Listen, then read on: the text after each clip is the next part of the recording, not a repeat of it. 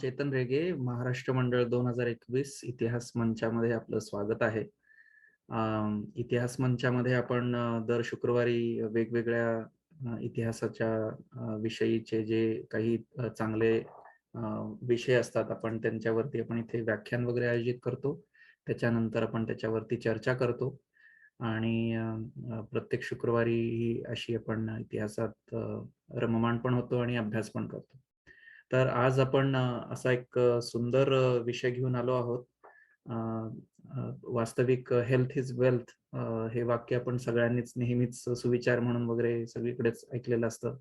आणि त्या दृष्टीने आपण एक मानवी समाज म्हणून आपण जी त्यातली उत्क्रांती पाहतो, की हेल्थ आपण कशी मेंटेन करायला पाहिजे.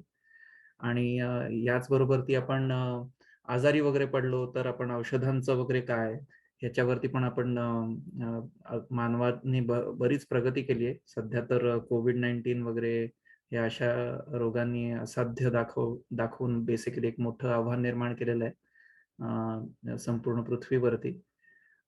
त्यातच हे नवीन व्हेरियंट वगैरे, डेल्टा व्हेरियंट वगैरे असे प्रकार जे येत आहेत, तर ते पुरेसे काळजी करायला लावणारेच आहेत.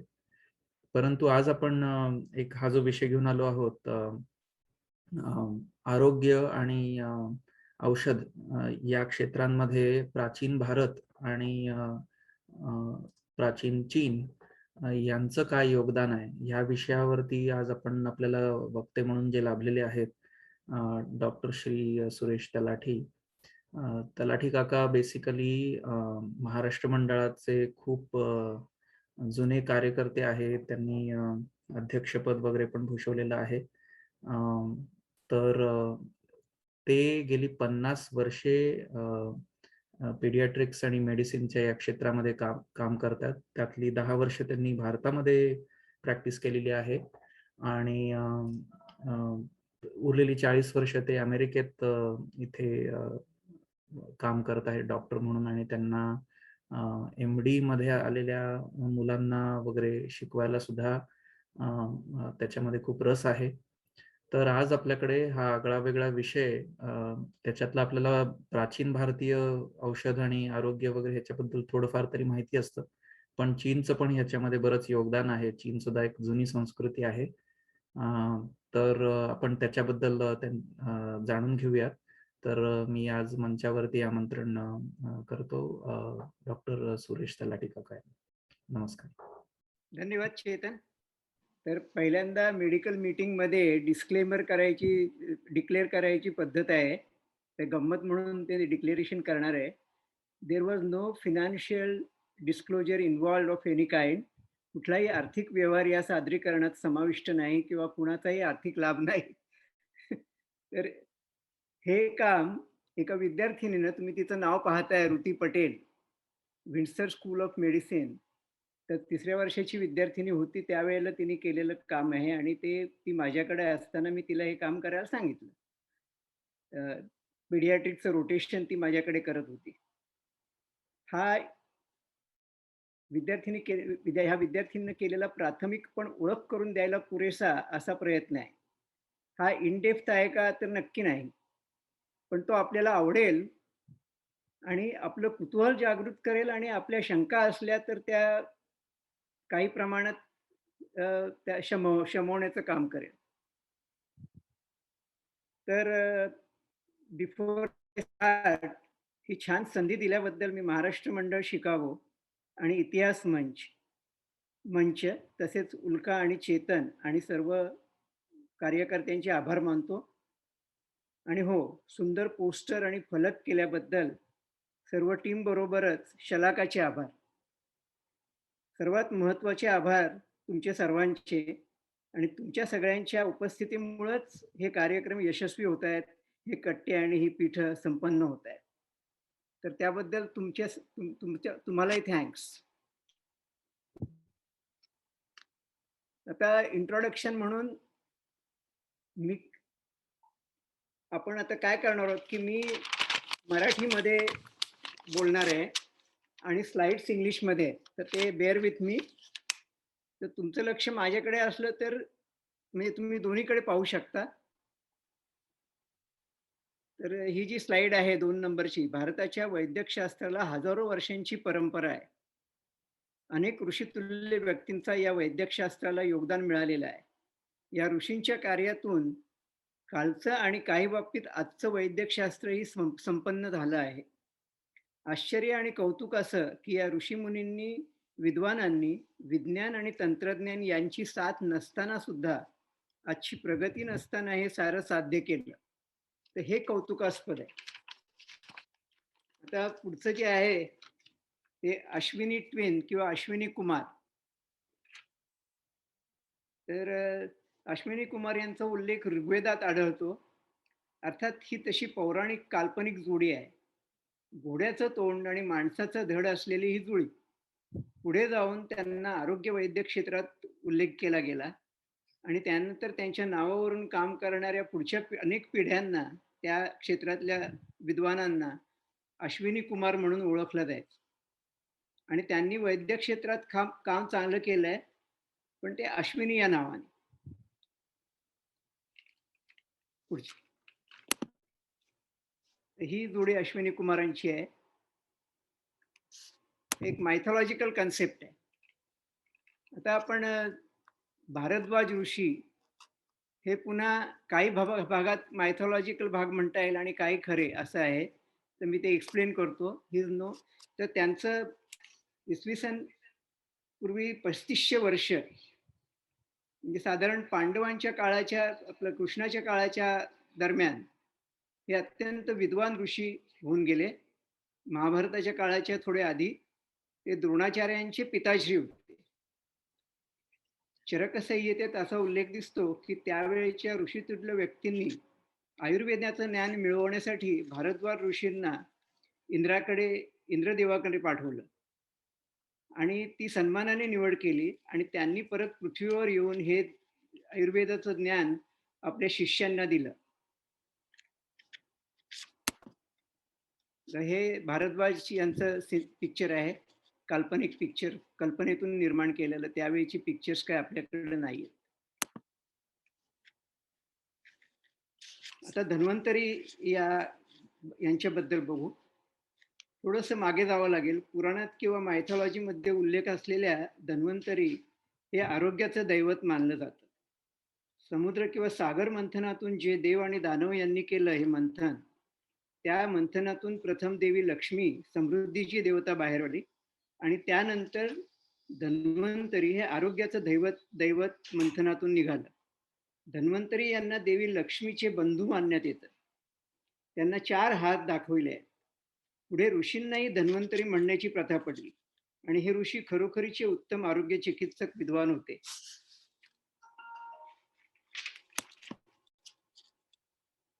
आता हे धन्वंतरी यांचं पिक्चर आहे. तर धन्वंतरी या देवतेला 4 हात आहेत. त्यांच्या चेहऱ्यावर ज्ञानाचं तेज आहे. तसेच सकारात्मक आणि दिलासादर्शक असे भाव त्यांच्या चेहऱ्यावर आहेत. आदर्श डॉक्टर म्हणून आपण धन्वंतरीच्या संकल्पनेकडे पाहू. अशा डॉक्टरकडून रोग्याला एक आश्वासन मिळतं आणि त्याबरोबरच आरोग्याची, रोगाची माहिती गरजेनुसार दिली जाते. धन्वंतरी यांचे 4 हात म्हणजे डॉक्टरांना एका वेळी अनेक अवधानं सांभाळून काम करावं लागतं याचं प्रतीक. यात वरच्या उजव्या हातात आरोग्याचा वैद्यकाचा ग्रंथ आहे, म्हणजे ज्ञान आहे. खालच्या उजव्या हातात शंख आहे. तर आपल्याला माहित आहे की पूर्वी एखादी गोष्ट दवंडी पिटवून सांगितली जायची. तर गावामध्ये दवंडी पेटवण्यापूर्वी शंख वाजवून लोकांचं लक्ष वेधून घेतलं जात असे. अर्थात इथे कुठल्या विहिरीचं पाणी पिण्यायोग्य नाही, कुठल्या रोगाची साथ चालू आहे, आहारामध्ये काय काळजी घ्यायला पाहिजे, हे कामही डॉक्टर या शंखाच्या सानिध्यातून करत असत, त्याच्या मदतीने करत असत. वरच्या डाव्या हातात इथे अमृत कुंभ आहे. आज तर आपण अनेक प्रकारची सलाईन्स, औषधे, जीवनावश्यक द्रव्ये, केमोथेरपी, प्लाझ्मा आणि रक्त किंवा प्लेटलेट प्रॉडक्ट देताना रोज पाहतो. ते अमृतासारखेच आहेत त्या रोग्यासाठी आणि त्यामुळे त्याला जीवदान मिळतं. खालच्या डाव्या हातात जडीबुटी वनस्पती आहे. बरीच औषधे ही पुराण काळापासून सुद्धा वनस्पती आणि रसायनापासून बनवली जातात. काही पिक्चर्समध्ये वरच्या म्हणजे उजवीकडच्या वरच्या हातात चक्र असल्याचं पण चित्र असतं. तर हे चक्र हे ऊर्जेचं प्रतीक आहे. उदाहरणार्थ आपण लेसर वापरतो, रेडिएशन वापरतो, surgical knife, ultrasound, electric shock या सगळ्या प्रकारच्या ऊर्जा हे त्या चक्रातून व्यक्त होतात. म्हणून त्या चक्राचं महत्त्व.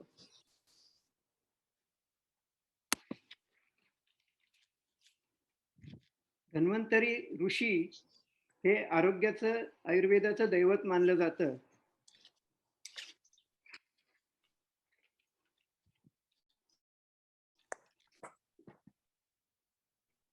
आणि त्याच्यानंतर त्यांच्या नावावरूनच प्रत्यक्ष धन्वंतरी हे आरोग्याचे विद्वान हे नाव सार्थ झालं. तर सुश्रुत संहितेमध्ये धन्वंतरी यांना भारतीय शल्यचिकित्सेचे जनक असं म्हटलंय. इथे धन्वंतरी हे प्रत्यक्ष ऋषी आहे. धन्वंतरी या ऋषींना आरोग्य क्षेत्रातले गुरु म्हणून संबोधलं जातं.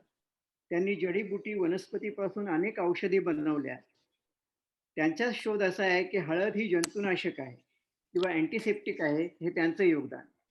त्याशिवाय लोणची, मसाले वगैरे टिकवण्यासाठी प्रिझर्वेटिव्ह म्हणून मिठाचा शोध हा धन्वंतरी या ऋषींनी लावला. धन्वंतरी हे कुशल शल्यचिकित्सक होते, हे वर आलंच आहे. त्यांनी सर्जरीचा पाया घातला असं मानलं जातं. त्यावेळी भूल देण्याचं तंत्र नसल्यामुळे सर्व शल्यचिकित्सा भूल न देता केल्या जात. आता अशा शस्त्रक्रिया करूनही त्याचे परिणाम खूप चांगले असतात. पेशंटही सुशिक असत. त्याच्यानंतर आपण पुढची स्लाइड पाहिली तर जीवक म्हणून ऋषी होऊन गेले. जीवक हे ख्रिस्तपूर्व 6व्या शतकातले ऋषी आहेत. हे ऋषितुल्य व्यक्तिमत्व आरोग्य क्षेत्रात फार महत्वाचं कार्य करून गेले. जीवक हा चाणक्यासारखा बुद्धिमान, कष्टाळू आणि जिद्दी होता. महत्वाकांक्षी होता. त्यांचं शिक्षण तसंच प्रशिक्षण तक्षशिला विद्यापीठात झालं. इथे त्यांना योग्य असे ज्ञानीगुरु अत्रेय लाभले. त्यांनी म्हणजे जीवक ऋषींनी तिथे 7 वर्षे शिक्षण घेतलं. त्यांची तीक्ष्ण निरीक्षण शक्ती आणि अचूक निदान करण्याची कुशलता हे त्यांचे विशेष होते. जणू वैद्यक शास्त्रातले ते शार्लॉक होम्सच होते. त्यांना जगातला पहिला पेडियाट्रिशियन म्हणूनही मान दिला जातो. त्यांच्याबद्दलची एक आख्यायिका प्रसिद्ध झालेली आहे. ती आख्यायिका अशी आहे, अत्रेय ऋषी आणि काही शिष्य वनात फिरत होते. त्यांना काही प्राण्यांचे ठसे आढळले. जीवकानं बुद्धिचातुर्य वापरून असं सांगितलं की हे ठसे हत्तीणीचे आहेत, हत्तीणीच्या पावलांचे आहेत. ती हत्तीण उजव्या डोळ्यात आंधळी असणार आणि काही वेळानंतर ती एका हत्तीच्या पिलाला जन्म देणार आहे. जीवक हा राजघराण्यात वावरताना त्यानं हे हत्तीविषयीचं ज्ञान मिळवलं होतं असं म्हणतात. हत्तीणीनं डाव्या बाजूच्या झाडाचा पालाच खाल्ला होता, म्हणून उजवा डोळा निकामी असणार हा त्याचा कयास.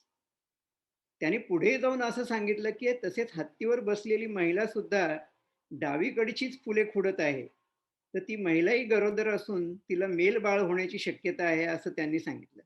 आता याच्या मागचं सर्व लॉजिक काय मला सांगता येणार नाही, ते जीवकालाच विचारावं लागेल.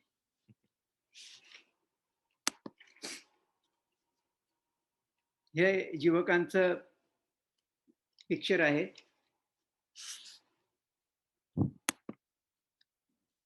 आता आपण सुश्रुत ऋषी इसवी सनापूर्वी 4थे शतक आणि ते त्यांची जी फॅमिली किंवा त्यांचं जे हेरिटेज आहे, मेडिकल हेरिटेज म्हणू आपण, ते 3 इसवी सनानंतर 3 शतके पण चालू राहिलं होतं. जसे धन्वंतरी हे आरोग्याचं दैवत मानलं जातं. प्रत्यक्ष सुश्रुत ऋषी यांना आयुर्वेदाचे पिताश्री असं मानण्यात येतं. मागे उल्लेखलेले गुरु धन्वंतरी, ज्यांचं नाव दिवोदास धन्वंतरी असं उल्लेखलंय, ते सुश्रुताचे गुरु मानले जातात. सुश्रुतांनी गुरूंनी दिलेलं ज्ञान एकत्र आणि सुसूत्र करून मांडलं. सुश्रुत 700 वर्षे कसे जगणार? या ऋषींच्या नंतर त्यांचे शिष्य सुश्रुत स्कूल ऑफ थॉट किंवा सुश्रुत स्कूल ऑफ थिंकिंग असं काहीसं 700 वर्ष चाललं असणार. सुश्रुतांनी अनेक क्षेत्रात म्हणजे प्रसूतीशास्त्र, अस्थि सांधण्याच्या शस्त्रक्रिया तसेच डोळ्याच्या मोतीबिंदू यावर विस्तृत लिहिलंय. विशेषतः डोळ्याच्या कॅटरॅक्ट शस्त्रक्रियेला काउचिंग पद्धती आजही प्रचलित आहे, ती त्यांनी सुरू केली. भूल देण्यासाठी औषध म्हणून वाईन वापरण्याचा शोध सुद्धा त्यांनीच लावलाय. आणि हेबेन हायोसायनस नायगर ही वनस्पती भूल देण्यासाठी वापरायला सुरुवात केली. आता आपल्यापैकी ज्या लोकांना शौक आहे त्यांना वाईनचा शोधही भारतात लागला हे ऐकून चांगलं वाटलं असणार. त्यांनी ह्युमन एम्ब्रिओलॉजी किंवा अर्भकशास्त्रावर सुद्धा विस्तृत विवेचन केलं आहे. सुश्रुतांना आई वडिलांच्या रंगसूत्रामधील रचनेतूनही जेनेटिक इनहेरिटन्सच्या आजाराचा अभ्यास त्यांनी केला होता. त्यांनी काही जन्मतात उद्भवणाऱ्या आजारांचाही अभ्यास केला. त्याचप्रमाणे आईच्या सवयी, प्रेग्नंट असतानाच्या आईच्या सवयी, व्यसनं, तिची मानसिकता यातूनही बालकात आजार होऊ शकतात हे निरीक्षण त्यांनी केलं आणि ते आजही खरं आहे. सुश्रुत ऋषींनी शल्यचिकित्सेबाबत केलेली काम खूपच चांगलं आहे, डोळे दिपवणार आहे आणि ते आजही लागू पडते. त्यांनी 6 प्रकारच्या जखमांचं वर्णन केलंय. ते क्लासिकल वर्गीकरण किंवा अप टू डेट आहे असं आजही म्हणता येईल. तर ते संस्कृतमध्ये मी वाचतो. चिन्ना, एखादा अवयव, बोट किंवा हात पूर्णपणे तुटणं याला चिन्ना म्हणतात. त्याच्यानंतरचा जखम आहे ती भिन्ना. खोलवरच्या पोकळ भागातली जखम, आतडी हा पोकळ भाग आहे, तर आतडीची जखम याला भिन्ना म्हणतात. विद्ध प्राणा, अखंड अवयव म्हणजे लिव्हर, यकृत, मूत्रपिंडाची जखम यांना विद्य प्राण म्हणतात. क्षत, वेड्या वाकड्या जखमा, चिन्ह आणि भिन्न या दोन्ही प्रकारच्या जखमा त्यांना क्षत म्हणत. पिच्छिता, एखादा भाग चिरडला जाणे म्हणजे उंचावरून पडून जर जखम झाली तर तो भाग चिरडला जातो, त्याला पिच्छिता म्हणतात. आणि ग्रिस्ता किंवा घासलं जाणं, तर त्याला आपण ॲब्रेजन असं इंग्रजीमध्ये म्हणतो, तर ती वरवरची जखम असते. सुश्रुतांनी याही पुढे जाऊन 12 प्रकारची फ्रॅक्चर्स किंवा हाडांच्या जखमा नोंदवल्या आहेत. तसेच 6 प्रकारचे सांध्याच्या जुळणी निखळण्याचे प्रकार त्यांच्या लिटरेचरमध्ये आढळतात. अस्थिरोग तज्ज्ञांना सुद्धा, ऑर्थोपेडिक डॉक्टर्सना पण आश्चर्यकारक असं हे त्यांचं लिखाण आहे. याही पुढे जाऊन यासाठी करावयाच्या उपाययोजना सुद्धा त्यांनी इतक्या अचूक दाखवल्या आहेत आणि त्या आजही वापरल्या जातात. ट्रॅक्शन म्हणजे ओढायचं असं, आणि ताण दिल्यावर ते दोन्ही हाडाची दोन्ही भाग एकत्र येतात आणि ते सांधले जाऊ शकतात. मॅनिप्युलेशन म्हणजे डिस्प्लेसमेंट असते तर मॅनिप्युलेशन करायला लागतं. अपोजिशन आणि स्टॅबिलायझेशन हे 4 प्रकार त्यांनी मेन्शन केलेत. त्याही पुढे जाऊन शल्यक्रियेनंतरच्या फिजिओथेरपीचा पण उपयोग त्यांनी केल्याची नोंद आहे. सुश्रुत अत्यंत बुद्धिमान तर होतेच, पण त्याबरोबरच त्यांना परिपूर्णतेचा ध्यास होता. शल्यचिकित्सेनंतरचं व्रण सुद्धा त्रासदायक होऊ नये, मोठा दिसू नये म्हणून त्यांचा कटाक्ष असे. हा व्रण सर्वसामान्य त्वचेत लपवावा, विरावा असं त्यांचं इच्छा असे. ती जखम पूर्ण भरावी, सूज कमी व्हावी, आत काही दोष राहू नये अशी त्यांची शिकवण असे. आता एक अलीकडचं उदाहरण देतो. 1792 सालचं उदाहरण आहे. 1792 साल म्हणजे टिपू सुलतानचा काळ.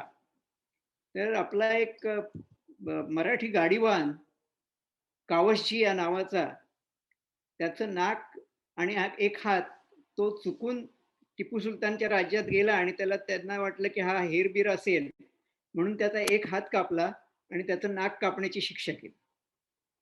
त्यानंतर 1 वर्षाने तो वैद्य तो रोगी कावसजी पुण्याला आला, तर त्याला कुंभार नावाच्या वैद्यानं त्याच्या कपाळावरची त्वचा वापरून त्याचं नाक दुरुस्त केलं आणि त्याची पुनर्रचना केली.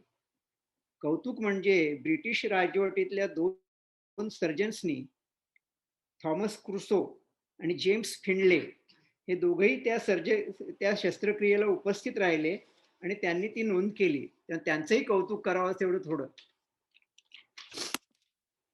20वी स्लाइड घेऊया आपण. सुश्रुत संहितेत वरील नाकाची पुनर्रचना वर्णन केली आहे. सुश्रुताच्या कामामुळे आणि नोंदींमुळे युरोपमधल्या प्लॅस्टिक सर्जरीच्या शास्त्राला चालना मिळाली. या कावसजीच्या नाकासाठी कपाळाची त्वचा वापरली होती, तर सुश्रुत ऋषींनी गालावरची त्वचा वापरून ही सर्जरी केल्याचं लिखाण केलेलं आहे. यापुढेही जाऊन सुश्रुतांनी वेळोवेळी जखम भरावी म्हणून 3 प्रकारच्या जडीबुटी वापरल्या. त्यामध्ये तिळाचं तेल वापरून केलेली मलमपट्टी आहे. एकदा का त्वचारोपण यशस्वी झालं की मग तो जोडणारा भाग कसा कापायचा आणि ते विद्रुप दिसू नये म्हणून काय काळजी घ्यायची याची नोंद सुश्रुतांनी केलेली आहे. सुश्रुत ऋषींनी कानाच्या दुरुस्तीचे सुद्धा 15 प्रकारची चिकित्सेबाबत लिहिलं आहे. गायडो माजनो यांच्या the healing hand, man and wound in the ancient world या 1975च्या पब्लिकेशन असलेल्या पुस्तकात सुश्रुत चिकित्सेचं मनमोकळं कौतुक केलंय आणि युरोप या बाबतीत 200 वर्षे मागे होता असं कबूल केलंय, नमूद केलंय. शिवाय जखम भरण्यासाठी तिच्यावर मध आणि तूप वापरावं, ती कापूस लावून झाकावी असेही खुलासेवार उल्लेख सुश्रुत ऋषींनी केले आहेत. ते इतके परफेक्शनिस्ट होते की टाके सुद्धा फार घट्ट नकोत किंवा फार सैल नकोत असा त्यांनी उल्लेख केलेला आहे.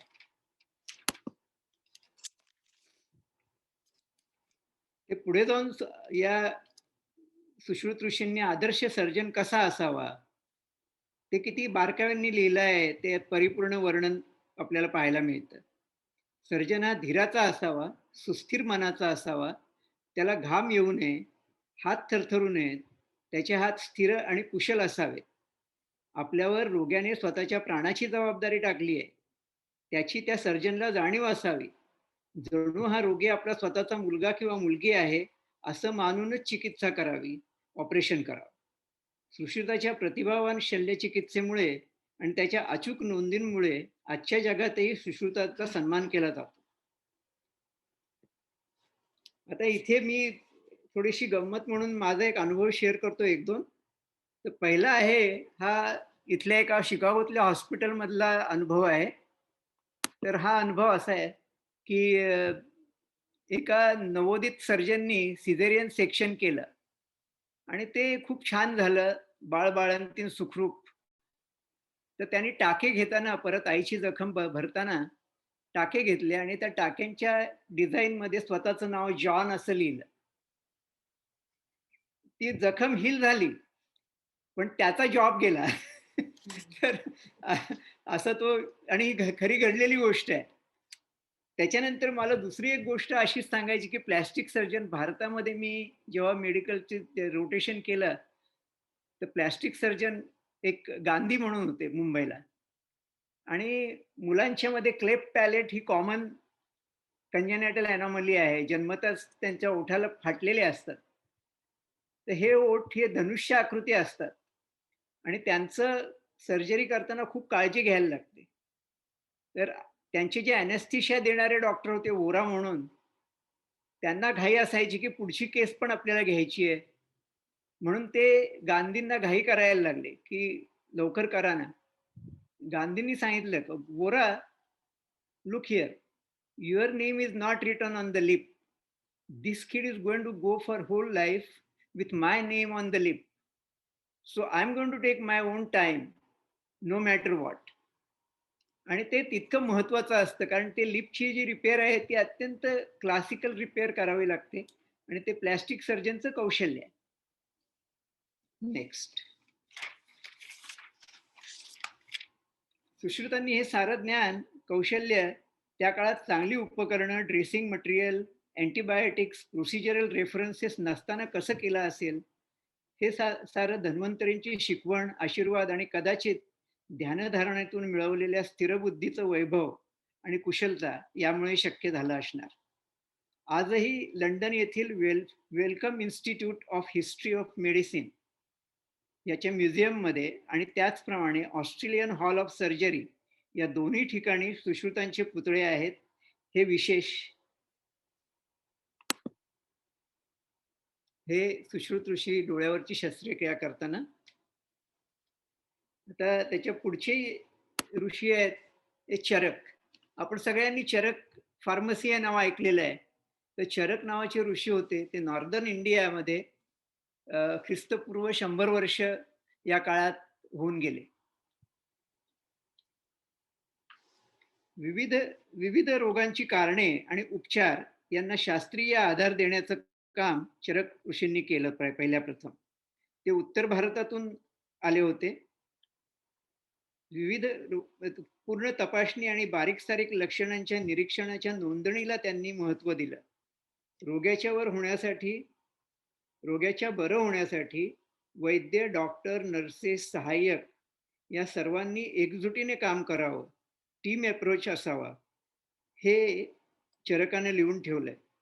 आणि आज आपल्याकडेच याची वानवा आहे. तसं पाहिलं तर अमेरिकेत आपण कार्डियाक सर्जरी किंवा ब्रेन सर्जरीमध्ये जे टीम वर्क पाहतो ते वाखाणण्यासारखं आहे. चरकांनी चयापचय म्हणजे पचनसंस्था, प्रतिकारशक्ती वाढवण्यासाठी इम्युनिटी, रासायनिक प्रक्रिया आणि आनुवंशिकता यांच्यातून रोगाचं मूळ सापडतं असं नोंदवलं आहे. अनुवंशिक रोग हे स्पर्म आणि ओवम यांच्या दोषातून मुलामध्ये येऊ शकतात.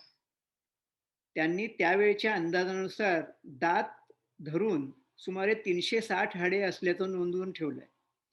आताच्या स्टॅटिस्टिक्स प्रमाणे, आताच्या सायन्स प्रमाणे आजच्या ती हाडांची संख्या 206 अशी आहे. हृदय आणि त्याचं कार्य हे शरीरासाठी सर्वात जरुरीचं आहे, हे त्यांनी नोंदवून ठेवलंय.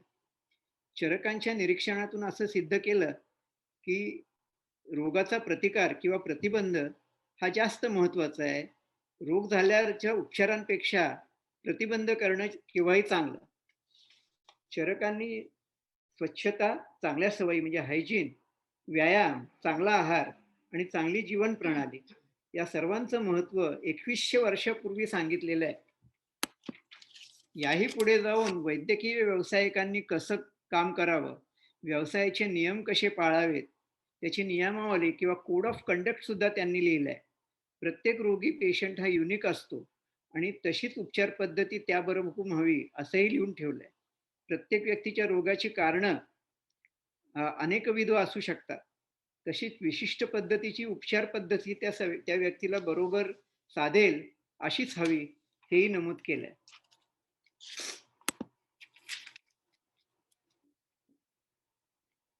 याच्यानंतरचे जे ऋषी आहेत ते इसवी सनापूर्वी 100 वर्ष आणि 4थं शतक, इसवी सनानंतर 4थं शतक.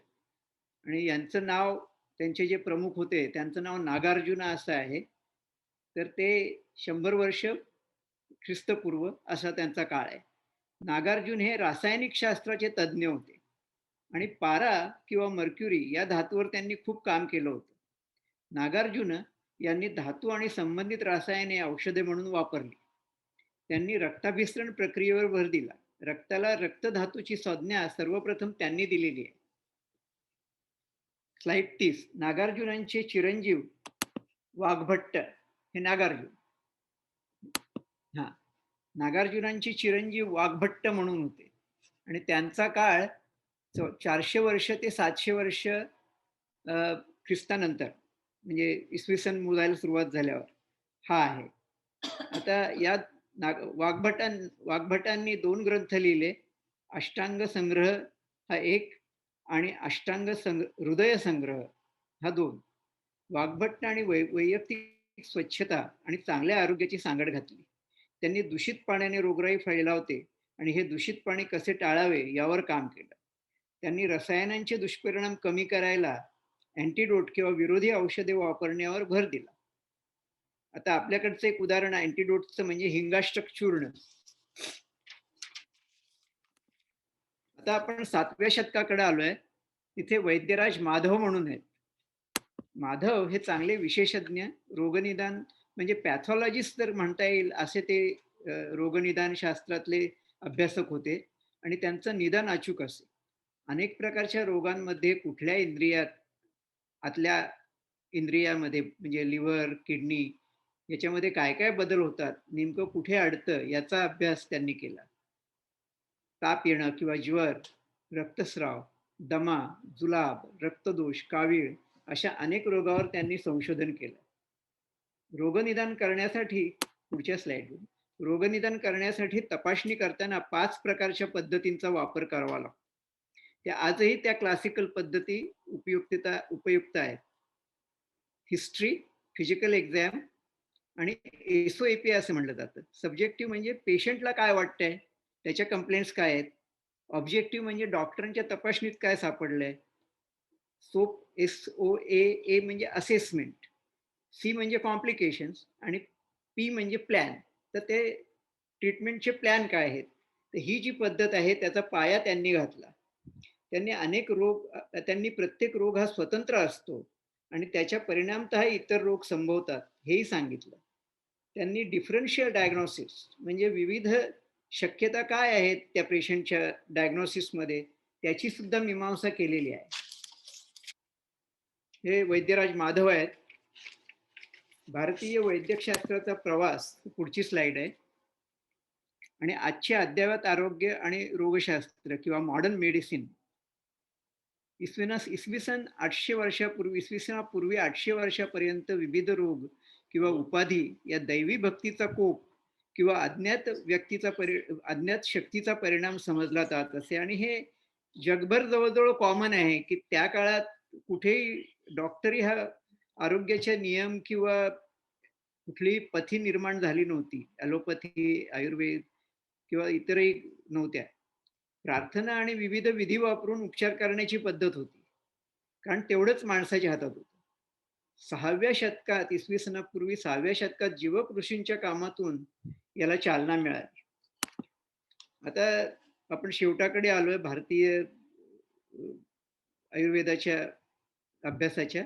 युरोपियनांच्या आगमनानंतर पाश्चात्य वैद्यकीय पद्धती भारतात सुरू झाल्या, त्या येऊ लागल्या. सुरुवातीला बराच काळ या पद्धती शहरातच पसरत होत्या. ग्रामीण भागात पूर्वापार चालत आलेल्या उपचार पद्धतीच होत्या. या 3 शतकात आम्ही युरोपातील शास्त्रीय पद्धतीच्या अभ्यासात शिथिल झालो. शास्त्रीय तंत्रज्ञान, संशोधन आणि जुन्या नव्याचा योग्य संयोग घडवण्यात अजूनही आम्ही हवे तितके वेगाने पुढे जात नाही. संशोधकावर प्रचंड खर्च येतो, तो पुरेसा पैसा आपल्याकडे नाहीये. आर्थिकदृष्ट्या हे कठीण बाब आहे. संशोधन वृत्तीचा पण अभाव आहे की काय असं वाटायला लागतं. प्रखर प्रयत्न करायला हवेत. संयम पाहिजे. तंत्रज्ञान, उपकरणे, सुविधा यांची सुद्धा वानवा आहे. तर सध्या तरी आयुर्वेदिक मेडिसिनला आपण काय महत्व देतो, तर ते कॉम्प्लिमेंटरी मेडिसिन म्हणून वापरण्यात येतं.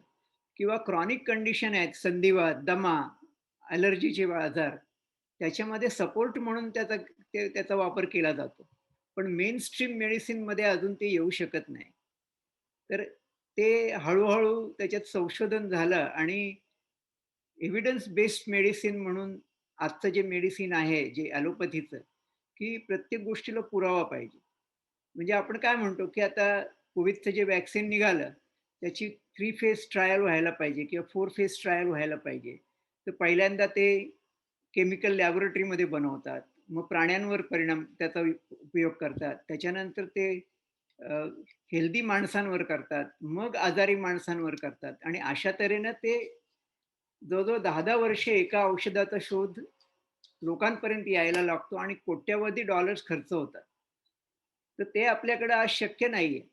पण आपण आता प्रयत्न करायला लागलोय असं मला दिसतंय. एक गंमत म्हणून सांगतो की पुण्याच्या आधारकर इन्स्टिट्यूटमध्ये रिंकू अगरवाल आणि पाकणीकर म्हणून 2 संशोधकांनी इन्सुलिनचा जो मॅग्नेशियमशी संयोग करून ते वापरलं जातं. झिंक इन्सुलिन म्हणतात. मॅग्नेशियम नाही, झिंक इन्सुलिन. तर हे झिंक इन्सुलिन नॅनो फॉर्ममध्ये त्यांनी तयार केलं. त्याचा उपयोग कदाचित नॅनो इन्सुलिन म्हणून ते ओरली किंवा त्वचेच्या मधून सुद्धा देता येईल. त्याला इंजेक्शनची गरज नाही. पण ते संशोधन नक्की काय आता कुठल्या स्टेजला आलंय अजून मला माहित नाही. मी मागच्या वर्षी पुण्याला गेलो तेव्हा चौकशी केली तर रिंकू अगरवाल अमेरिकेला आल्या होत्या.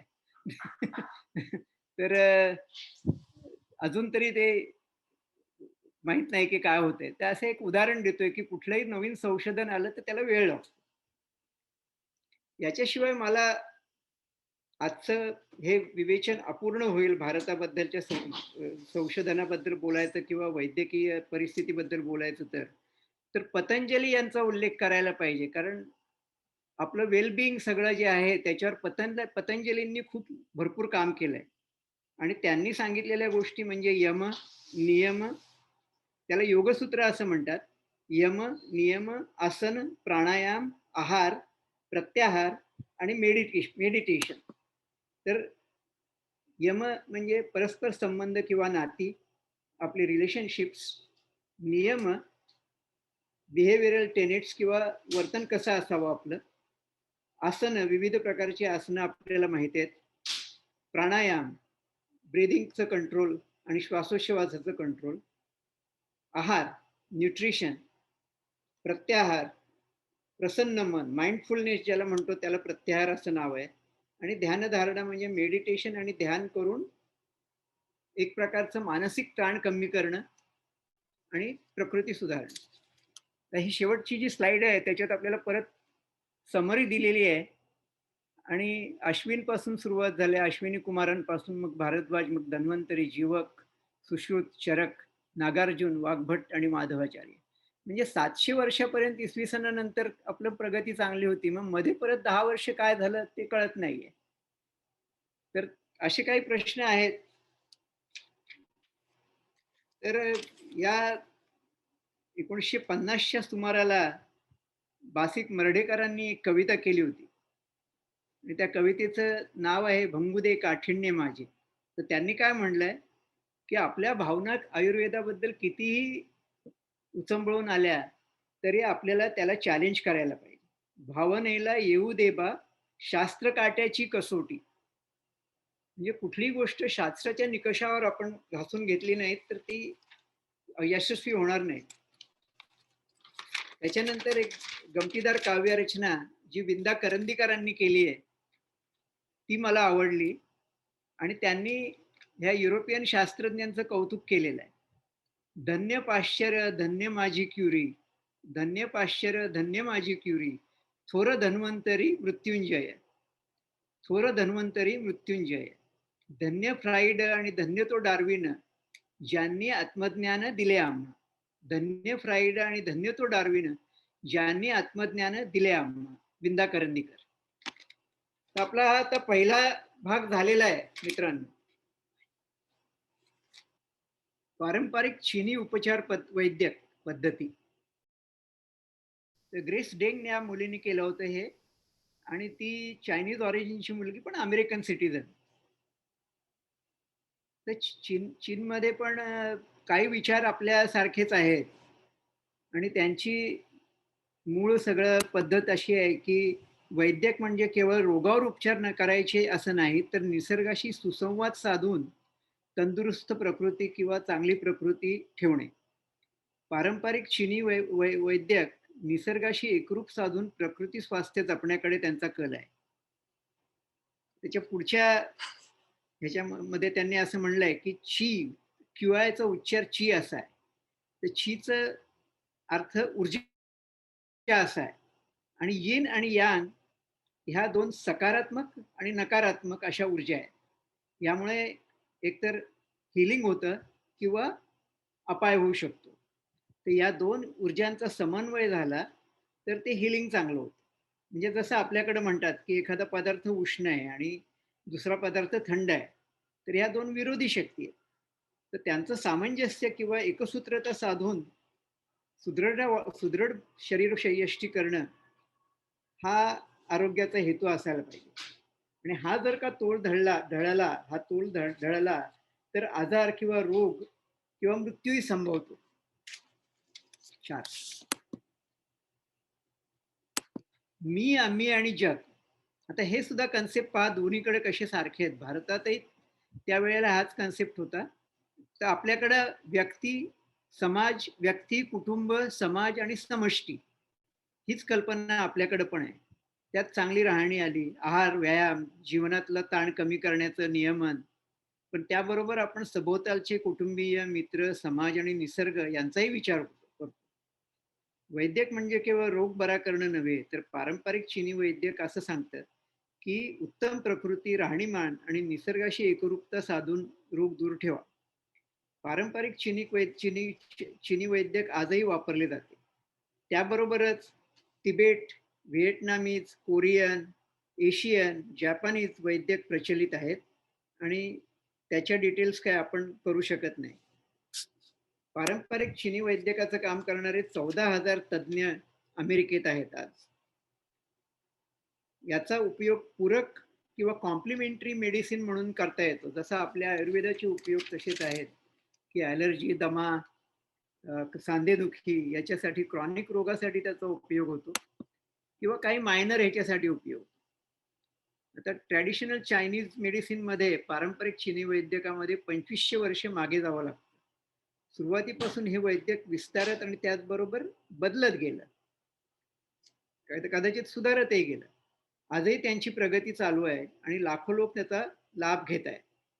पारंपरिक चिनी वैद्यक सुरक्षित आहे का?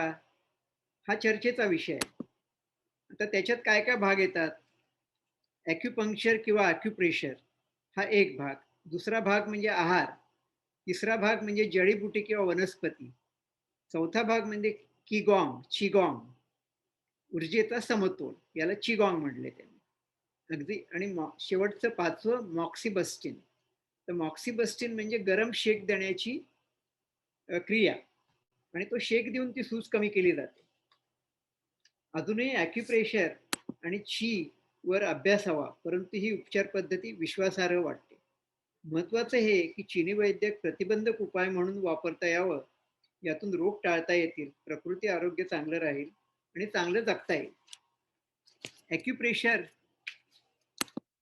ॲक्युपंक्चर छोट्या विवक्षित सुया वापरून, ठराविक बिंदू वापरून शरीरावरचे, या सुयाद्वारे काही चॅनल्स वापरले जातात. शरीरात काही चॅनल्स आहेत असं ते म्हणतात. या चॅनल्सचं नेटवर्क जाळं असतं, त्याला जिंग लुओ असं नाव आहे. तर जिंग शोधायला गेलं तर जिंगचा अर्थ व्हर्टिकल लाईन्स, आणि लुओ हा एक प्रांत आहे किंवा एक डायनेस्टी होऊन गेली चीनमध्ये. तर त्या काळात मला वाटतं ह्या शास्त्राचा जन्म झाला असणार. त्यातून ची ला उद्दीपित केलं जातं, म्हणजे शरीरातल्या ऊर्जेला ह्या चॅनल्सच्या थ्रू त्या सोयांद्वारे उद्दीपित केलं जातं. हे वाहक मार्ग ठराविक ठरलेले आहेत. त्या वाहक मार्गातून ती ऊर्जा जाते आणि त्याचा उपयोग वेदना क्षमवणे, जखम भरणे, सूज कमी करणे किंवा आपले कार्पल टनेल सिंड्रोम किंवा टेनिस एल्बो या रोगांसाठी प्राथमिक उपचार म्हणून करता येतो. त्याचप्रमाणे फायब्रोमायल्जिया, डिस्मेनोरिया, पाठदुखी, सायाटिका याच्यासाठीही त्याचा वापर केला जातो. आता आहारावर आधारलेले सुद्धा उपचार आहेत. चायनीज वैद्यकात त्याला खूप महत्व आहे. आहार, राहणी, जीवन प्रणाली मगाशी म्हणल्याप्रमाणे. आता सकारात्मक आणि नकारात्मक यांचा समन्वय साधण्याचं महत्व त्यांनी सांगितलंय. वनस्पतीजन्य औषधे 15, बेस्ड मेडिसिन, हर्बल या औषधांचा दर्जा, मूळद्रव्य आणि उपयोग यांचा अभ्यास केला जातो. काही औषधे उकळून रोग्याला दिली जातात, काढा किंवा ज्यूस ह्याच्या रूपात. हल्ली पावडर किंवा कॅप्सूल गोळ्या पण मिळतात. आता चिगॉंग प्राणायामाशी याचं साम्य आहे. हवा किंवा ऑक्सिजन म्हणजे जीवनाची प्रमुख ऊर्जा. ची म्हणजे श्वास किंवा प्राणवायू आत घ्यायची क्रिया. हा महत्वाचा ऊर्जा स्रोत आहे. गॉंग म्हणजे प्रत्येकाचं आरोग्य, वैयक्तिक ज्या सवयी असतात, त्याची बॉडीची ठेवण असते, तो भाग. हवा आणि स्वतःचं जपलेलं आरोग्य म्हणजे चिगॉंग. त्याचे 3 प्रकार आहेत. वैद्यकीय चिगॉंग, स्वतःची प्रकृती छान राखणे, सुधारणे, दुरुस्त करणे, ही खूप लोकप्रिय आहे. त्याच्यानंतर आपण जे मार्शल आर्ट म्हणतो चायनीज, त्याचं जे हे आहे त्याला मार्शल चिगॉंग म्हणतात. त्याला शारीरिक शक्ती वाढवणं, विटा तोडणं, स्टीलची वायर वाकवणं, अणकुचीदार गोष्टी शरीरात वापरायच्या पण त्यांनी जखम होऊ द्यायची नाही, हे चमत्कारिक वाटणाऱ्या गोष्टी ते करू शकतात. आणि तिसरी गोष्ट स्पिरिच्युअल चिगॉंग, आध्यात्मिक किंवा मानसिक उन्नतीसाठी, म्हणजे मंत्र, मुद्रा, ध्यान, प्रार्थना, मनशक्ती, आत्मविश्वास वाढण्याची, त्याच्यासाठी ताण कमी करण्यासाठी याचा वापर केला जातो. निसर्ग आणि माणूस यांच्यात सामंजस्य साधता येतं. वरील तिन्ही प्रकार सर्वसामान्यतः एकत्रच वापरण्याचा प्रघात आहे. मॉक्सिबस्टन किंवा शेक देण्याचे उपचार, तर ही जी क्रिया आहे त्याच्यामध्ये रक्ताभिसरण त्या भागातलं वाढतं आणि दूषित पदार्थ दूर नेले जातात, ते किडनीद्वारे फेकले जातात आणि दुरुस्ती लवकर होते त्या भागाची. काही वनस्पतींची सुकलेली पानं, मगवर्ट असं त्यांनी चायनीज ह्याच्यामध्ये लिहिलेलं आहे, आणि तो भाग पुरचुंडीत घेऊन तापवला जातो आणि त्याचा शेक दिला जातो. अशा तऱ्हेने उष्णतेचा उपयोग करून सांधेदुखी, पोटदुखी, अपचन, थंडी ताप या किरकोळ आजारावर इलाज करता येतात. कधी कधी उष्णतेबरोबरच योग्य तिथे अॅक्युपंक्चरही वापरतात.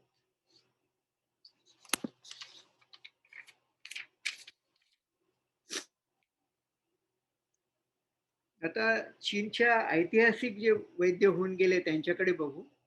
तर इसवी सनापूर्वी 500 वर्षे आपण पाहिलं ते बियान क्वे नावाचा एक विद्वान होऊन गेला. तर त्याचा तुम्ही उजव्या हाताला त्याची पिक्चर दिसते तुम्हाला.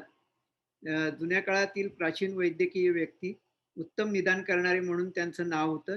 नाडी परीक्षा आणि ॲक्युपंक्चरमध्ये ते खूप चांगले होते. त्यांच्याबद्दल अशी आख्यायिका आहे की ते एकदा मृत झालेल्या राणीला पाहायला त्यांना बोलावण्यात आलं आणि त्यांनी लक्षात असं आणून दिलं की तिचे पाय अजून गरम आहेत, त्यामुळे ती जिवंत आहे. आणि मग तिला त्यांनी रिवाईव्ह केलं. म्हणून मग त्यांना the doctor who brings back from the dead असं त्यांचं नामानिधन करण्यात आलं. बियान यांच्या मृत्यूनंतर त्यांना दैवी शक्ती असलेले डॉक्टर म्हणण्यात आलं. त्याच्यानंतरची पुढची स्लाइड आहे ते शाओ यांग फेंग. हे उच्चार मला माफ करा, माझे उच्चार कदाचित बरोबर नसतील. इसवी सन 550 ते 630 म्हणजे ख्रिस्त मोजायला लागलो आपण, साल मोजायला लागलो त्याच्यानंतरच ही गोष्ट आहे. ते सम्राटाचे डॉक्टर होते. रोगांचं वर्गीकरण करून पद्धतशीर विवरण करायला त्यांनी सुरुवात केली. मा शुमाओ या सरकारी ऑफिसरच्या छातीतला वात कमी करण्यासाठी त्यांनी लॅम्पचं कोवळं मांस उपचार म्हणून दिलं आणि बरं केलं. त्यांचं काय म्हणणं की गरम लॅम्प देऊन वाताचा रोग बरा केला. वात आणि उष्णता यांचा समन्वय किंवा विरोध कमी करून उपचार हे यिंग आणि यांग या दोन शक्तींचा उपयोग करण्याचं जे समन्वयाचं आहे त्याचा इथे उपयोग केलेला दिसतोय. ज्या पुढची स्लाइड आहे त्याच्यामध्ये ली शिझेन, एकदम आपण आता 1518 ते 1593 या वेळी आलो. आणि ली शिझेन यांचं जे नाव घेतलं जातं, त्यांनी डॉक्युमेंटेशनला खूप महत्व दिलं. ते निसर्गोपचाराचे तज्ज्ञ होते. नैसर्गिक शक्तीचं वर्गीकरण त्यांनी केलं आणि त्यांनी 40 वर्ष सातत्याने नोंद करून प्रचलित वनस्पती, जडीबुटी यांचं रजिस्टर तयार केलं आणि पुस्तक रूपात 1892च्या सुमाराला या वनस्पतींचा अभ्यास, त्यात वनस्पती प्राणीशास्त्र, धातुविज्ञान, खनिज याचा अभ्यास असलेले 6 विभाग असलेलं पुस्तक, त्याचे 52 उपविभाग आणि 60 चॅप्टर्स असं हे प्रसिद्ध केलंय. त्याच्यानंतर 1768 मध्ये नोंद केलेला आणि ते 1831 वँग क्विनग्रेन हा पुढचा तज्ज्ञ आहे. तो शरीरशास्त्र किंवा अॅनाटॉमीचा अभ्यासक होता. त्यांच्या निदान आणि शल्यक्रियेत खूप उपयोग झाला. यापूर्वी चीनमध्ये आतल्या अवयवावर म्हणजे पोटातले लिव्हर किंवा आतडं किंवा किडनी यांच्यावर उपचार करायचे तर आंधळ्या पद्धतीनेच उपचार करत असत, कारण पोट फाडण्याची क्रिया तोपर्यंत उपलब्ध नव्हती. अनेक रोगांचं मूळ तर तर चीनमध्ये हे खूप उशिरा सुरू झालेलं शल्यक्रिया पोटाची वगैरे. अनेक रोगांचं असं या अभ्यासावरून दिसतंय. आता पुढचं असं म्हणता येईल की अनेक रोगांचं मूळ रक्त गोठण्याच्या प्रक्रियेत असल्याचं प्रतिपादन या शास्त्रज्ञानं सांगितलंय, वँग क्विग्रेन. गोठणं थांबवलं तर प्रकृती पूर्ववत होते. आता आपण पाहतो की कोविडमध्ये सुद्धा ऍडव्हान्स जर डिसीज झाला असेल तर गोठून पेशंटचं रक्त गोठल्यामुळे त्याला त्रास जास्त वाढतो आणि पेशंट दगावतो. तर हे रक्त गोठण्याची क्रिया कमी करण्यासाठी तशी औषधं दिली जातात आणि त्यांनी याही पुढे जाऊन रक्तदोष कमी करण्यासाठीचा फॉर्म्युलाही तयार केला तो आजही उपयुक्त आहे असं म्हणतात.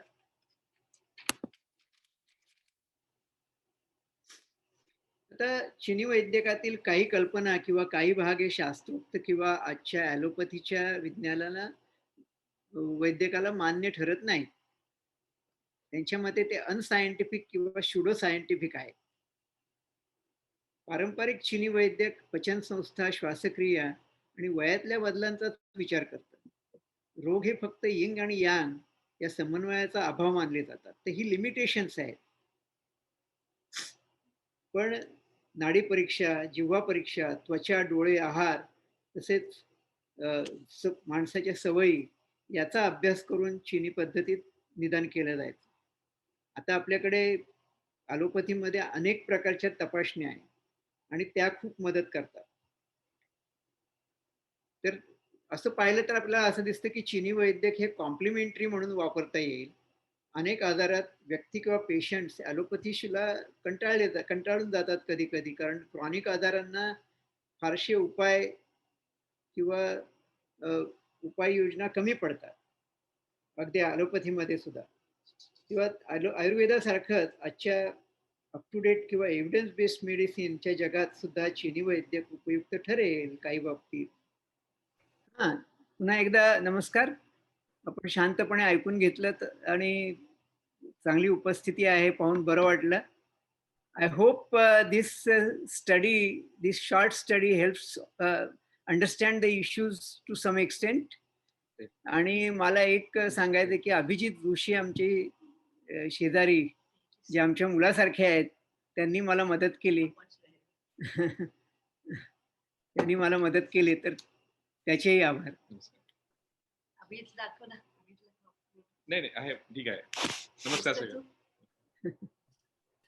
फारच छान आजचं व्याख्यान. आणि तलाठी काका, तुमच्या बरोबरच आम्हाला अभिजितचे पण आभार मानायचे, कारण त्यानं खरंच मदत केलेली दिसतीये तुम्हाला. आणि अगदी म्हणजे सगळ्या स्लाइड्स वगैरे आणि ओव्हरऑल सेटअप करून देणं, त्याच्याशिवाय आम्हाला हे शक्य नव्हतं मिळणं.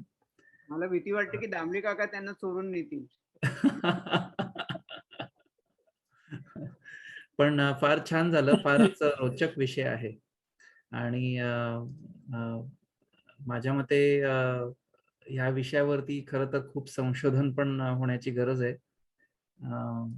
म्हणजे आता ज्या प्रकारे ओव्हरऑल वेगवेगळे रोग आणि ह्याच्यामध्ये हे चाललंय. आता भारतात सुद्धा आयुर्वेद आणि ॲलोपॅथी यांचे वादविवाद वगैरे न्यूज माध्यमातून वगैरे पण घडवून आणले जातात. तर ह्या सगळ्यामध्ये बेसिकली ह्या सगळ्यांनी मिळून एकच म्हणजे आरोग्य आणि औषध यांच्यामध्ये उत्कर्षच पाहण्याचं काम केलेलं आहे. That should work as a team, असं मला वाटतं. तर आपण आता प्रश्नोत्तरांच्या ह्याच्यासाठी सुरुवात करू. की कुणाला काही प्रश्न वगैरे असतील तर कृपया तुम्ही चॅटमध्ये मेन्शन करा, किंवा तुम्ही अनम्यूट करून सुद्धा किंवा हात वर करून सांगू शकता. म्हणजे वन बाय वन आपण करू शकतो. उत्तरे मिळतील असंच गॅरंटी नाहीये. पण प्रश्न तर मिळतील ना. एक दोन कॉमेंट आहेत. हा,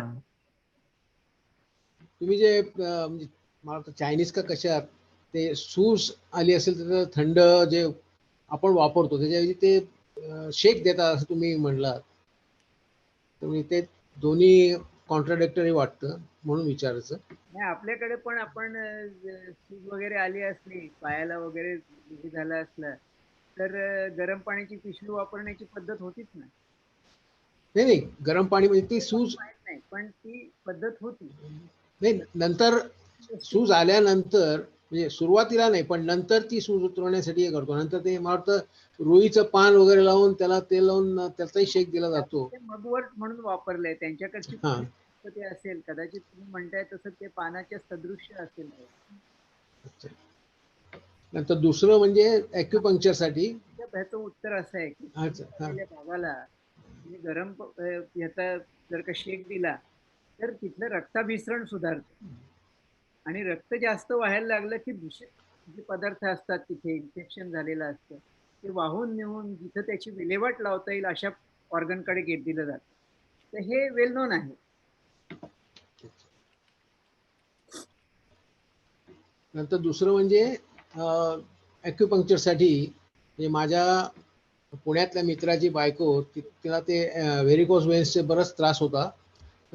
मुंबईतनं एक कोणतरी त्या बाई यायच्या त्या ॲक्युपंक्चरसाठी आणि त्यांचा जवळजवळ 50-60% तो आजार बराच कमी झाला. त्यांना चालता येत नव्हतं, इतकं त्यांना त्रास झाला होता. पण आता त्या चालू शकतात वगैरे सगळे इथपर्यंत म्हणजे ॲक्युपंक्चरनी ते बरेच झालेले आहेत. हो, मग आहे ना तो क्लेम. खरंच म्हणजे प्रकाशजी तुम्ही चांगलं हे बरं सांगितलं, ते बरं केलं. कारण ह्या इंडिव्हिज्युअल गोष्टी आपल्याला सगळ्यांना माहीत असतील असं नाही, आणि त्याचा अभ्यास व्हायला पाहिजे की किती रोगी बरे झाले किंवा 5,000 रोग्यातल्या 500 रोग्यांना फायदा झाला तरी खूप झालं ना. पण त्याचा अभ्यास व्हायला पाहिजे. एव्हिडन्स बेस्ड मेडिसिन मध्ये ते बसलं पाहिजे.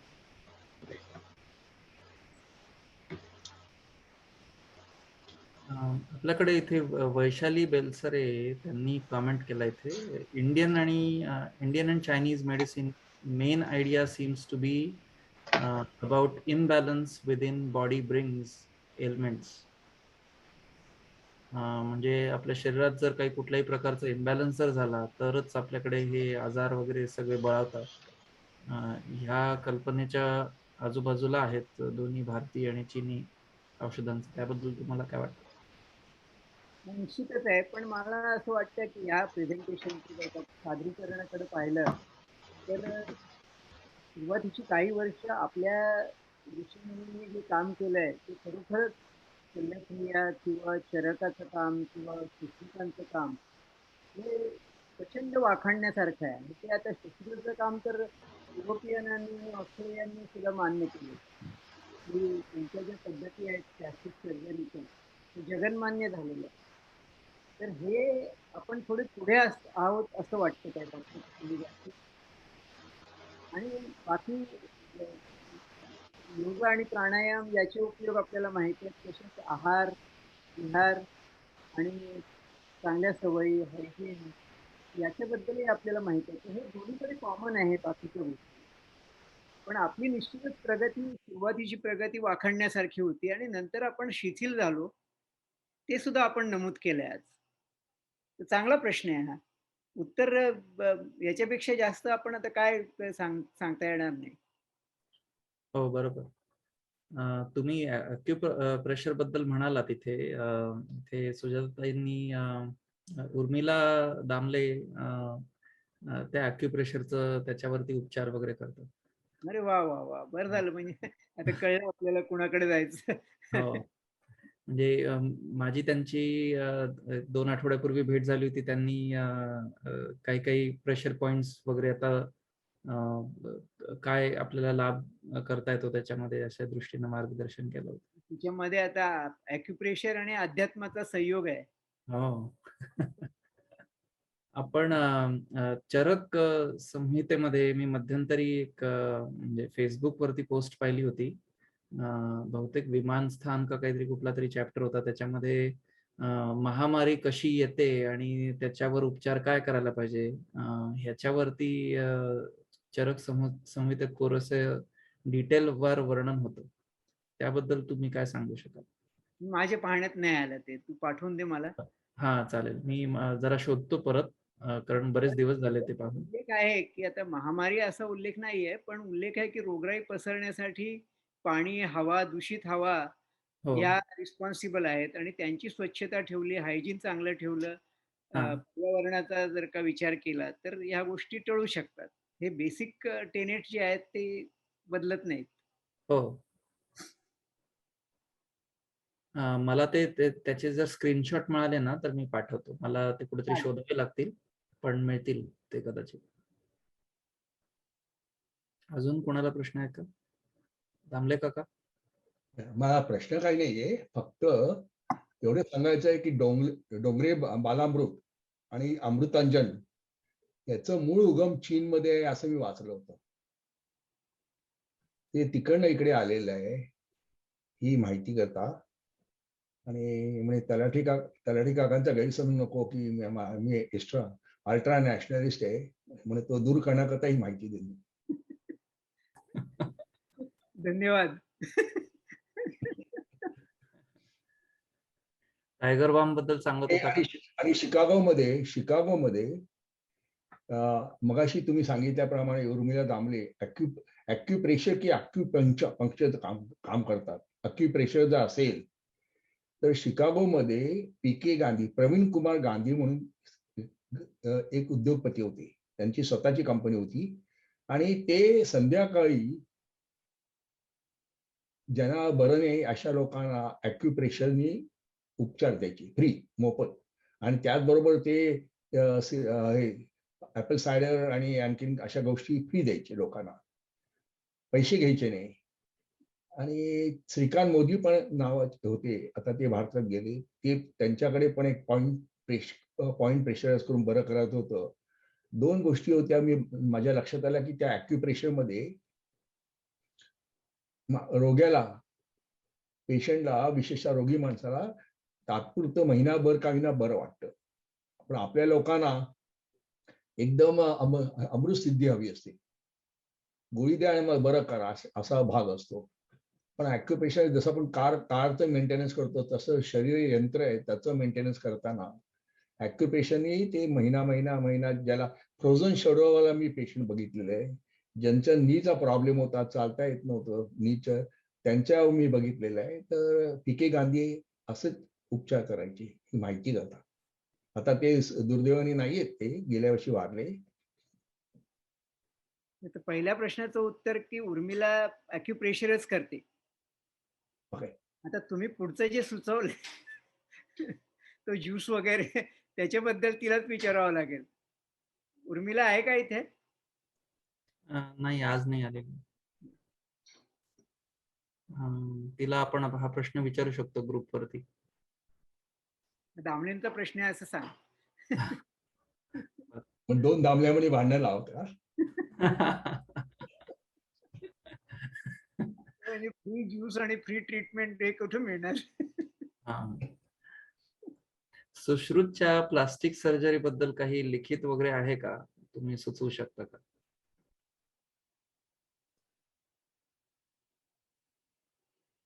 शोधायला लागेल, मला आता नाही सांगता येत. मी मागे एक मोठी प्रदीर्घ लेखमाला पाहिली होती सुश्रुताच्या शोधाविषयी. आणि म्हणजे इतिहासाच्या दृष्टीने संकेत कुलकर्णी म्हणून लंडनचे एक इतिहासकार आहेत. आणि म्हणजे त्यांनी एक मोठी लेखमालिका लिहिली होती. मी ती फेसबुकवरती आली होती, मग मी त्याचे लेख पोस्ट करतो. फारच रोचक आणि डिटेल आहे वर्णन, सो चांगलं आहे. माझ्या माहितीनुसार रश हॉस्पिटलच्या एका वर्षी, तराडे काका जास्त चांगलं सांगू शकतील, रश हॉस्पिटलच्या एका वर्षाच्या याच्यामध्ये प्लास्टिक सर्जरी आणि सुश्रुत याचा उल्लेख होता. त्याचप्रमाणे मी जे ऐकलंय की ऑस्ट्रेलियामध्ये, आता एक्झॅक्टली शहर सांगता येत नाही, पण तिकडल्या हॉस्पिटलच्या समोर त्या सुश्रुताचा पुतळा बसवलाय. Hall of surgeon, Australian hall of surgery यांच्या वास्तूत त्याचा पुतळा आहे सुश्रुता. आणि त्याचं चित्र मी कुठेतरी पाहिलंय. ते मी पण पाहिलं, फेसबुक वरती आहे, मी फोटो पोस्ट करतो. हो, कौतुकाची गोष्ट आहे खरं तर. म्हणजे भारतातल्या आपल्या हॉस्पिटल्सच्या समोर अशा प्रकारे काही त्याची दखल घेतली जात नाही फारशी. बहुतेक काही डॉक्टरांकडे मी वगैरे धन्वंतरीचा पुतळा वगैरे असल्याचं पाहिलेलं आहे. परंतु असं सुश्रुत आणि चरक वगैरे यांना काही असं हे पाहिलं नाही, यांचे मूर्ती वगैरे फार नाही म्हणजे. आणि एक ऑब्झर्वेशन सांगायचं म्हणजे समुद्र मंथनानंतर, लक्ष्मी नंतर धन्वंतरी आला, याचा अर्थ डॉक्टर आणि श्रीमंतीची काही जोडता येतो का, हा एक प्रश्न आहे, ऑब्झर्वेशनचा आहे. दुसरी गोष्ट यांनी सांगितली की ते यांना इंदिराकडे पाठवलं आयुर्वेद गळ्या करता. म्हणजे फॉरेन स्टडी करता, डॉक्टर जसे फॉरेन स्टडी करता जातात तसा ते इंदिराकडे म्हणजे फॉरेन स्टडी करता गेले का असं वाटतं. चांगला प्रश्न आहे. हा मिस्किल प्रश्न आहे, खचत नाहीये, मिस्किल आहे. अच्छा, सारखं आहे. पण अजून लक्ष्मी आणि याचं सांगावं, लक्ष्मी आणि धन्वंतरीचं जे आहे भाऊ पेक्षा लक्ष्मी म्हणजे लक्ष्मी करतात धन्वंतरी झाला का असं वाटायला लागतंय. भावंडे एकत्र आणली तर तुमचं काय बिघडलं? यमी सारखं करताय तुम्ही नातं. बरं प्रकाश काका तुम्हाला काही प्रश्न आहे का? माझी कॉमेंट म्हणजे रिसेंटली मी ते रायकी का काय असा प्रकार काहीतरी आहे मेडिसिनचा का समथिंग रेकी रेकी हा रेकी समथिंग तर काय म्हणजे मलाही नक्की कळलं नाही. आहे का कोणी तज्ञ रेकीचं? तसं काही नाही. मी तज्ञ नाही आहे, पण मला माहिती आहे it's a kind of healing. Basically त्याचं म्हणजे माझी बायको शिकली आहे. फंडामेंटल असं आहे की युनिव्हर्समध्ये जी एनर्जी असते म्हणजे पॉझिटिव्ह एनर्जी ती चॅनलाइज करून काही हिलिंग करता येतं. पण त्याकरता महत्वाचं असं आहे की ज्या माणसाला तुम्ही रेकी देताय त्याच्यावर विश्वास पाहिजे. म्हणजे ट्रेडिशनली आपल्या म्हणजे ती ज्यांच्याकडनं शिकले ते काही फीज वगैरेही घेत नाहीत. ते फ्रीमध्ये उपचार म्हणजे रेकी देतात. पण ते फक्त एवढंच म्हणतात की तुम्ही थँक्यू रेकी म्हणा. म्हणजे बेसिकली समोर जो घेणारा माणूस आहे त्यांनी ऍक्सेप्ट केलं तर त्याचं हिलिंगचा उपयोग होऊ शकतो. अगेन त्याला इथलं सायन्स कितपत मान्यता देतं ही कल्पना नाहीये, पण म्हणजे माझ्या मिसेसला बऱ्यापैकी चांगला अनुभव आलेला आहे. आणि मला असं विचारायचं की हे कुठल्या संस्कृतीतून आला असणार? एशियन का जपानी किंवा एशियन मधले जपानी का व्हिएतनामी किंवा याच्यात उल्लेख नाहीये. मलाही तेवढी कल्पना नाही. ती नेमकी आता घरी नाही आहे, नाहीतर तिला विचारलं असतं. ती बाहेर गेली. मी सांगू शकतो लेले ना इथे आले होते रेकीचे आणि त्यांनी सांगितलेली माहिती होती की शिकागो मधला डॉक्टर शिकागो मधला मेथडिस्ट डॉक्टर प्रिस्ट जपानमध्ये गेला होता आणि रेकी हे गुप्त ज्ञान होतं. त्यांनी त्या जॅपनीज माणसाची सेवा करून 12 वर्ष सेवा करून ते ज्ञान मिळवलं आणि ते ज्ञान मिळून तो इथे आला शिकागोला आल्यानंतर. आणि मला वाटतं लेल्यानी त्याच्याकडनं शिकून घेऊन ते भारतामध्ये आणि परदेशामध्ये जास्त प्रसार करतात. आपले डॉक्टर श्यामशेठकडे ते उतरायचे आणि त्याचप्रमाणे त्यांच्या म्हणण्यानुसार ही रेकीचं पहिलं जो उगमस्थान आहे हे भारतातनं जपानमध्ये गेलं होतं. जसं कराटेच्या बद्दल आहे अशी माहिती मी वाचलेली मला आठवते. जास्त लिमे सांगू शकतील. ते बरोबर आहे. डॉक्टर अजय तेलंग मुंबईचे ते रिकी सांगतात. ते न्यूक्लिअर फिजिस्ट आहेत, मोठे डॉक्टर आहेत. शिकागोला दर 2-3 वर्षांनी ते येतात आणि याच्यावर ते रिकीवर व्याख्यान देतात. रिकी प्रॅक्टिस कशी करायची ते सगळं सांगतात. त्यांच्याविषयी काय माहिती असेल तर मी त्यांचं 8 दिवसाचं का 1 दिवसाचं मी ट्रेनिंग त्यांचं केलं होतं 3 वर्षापूर्वी.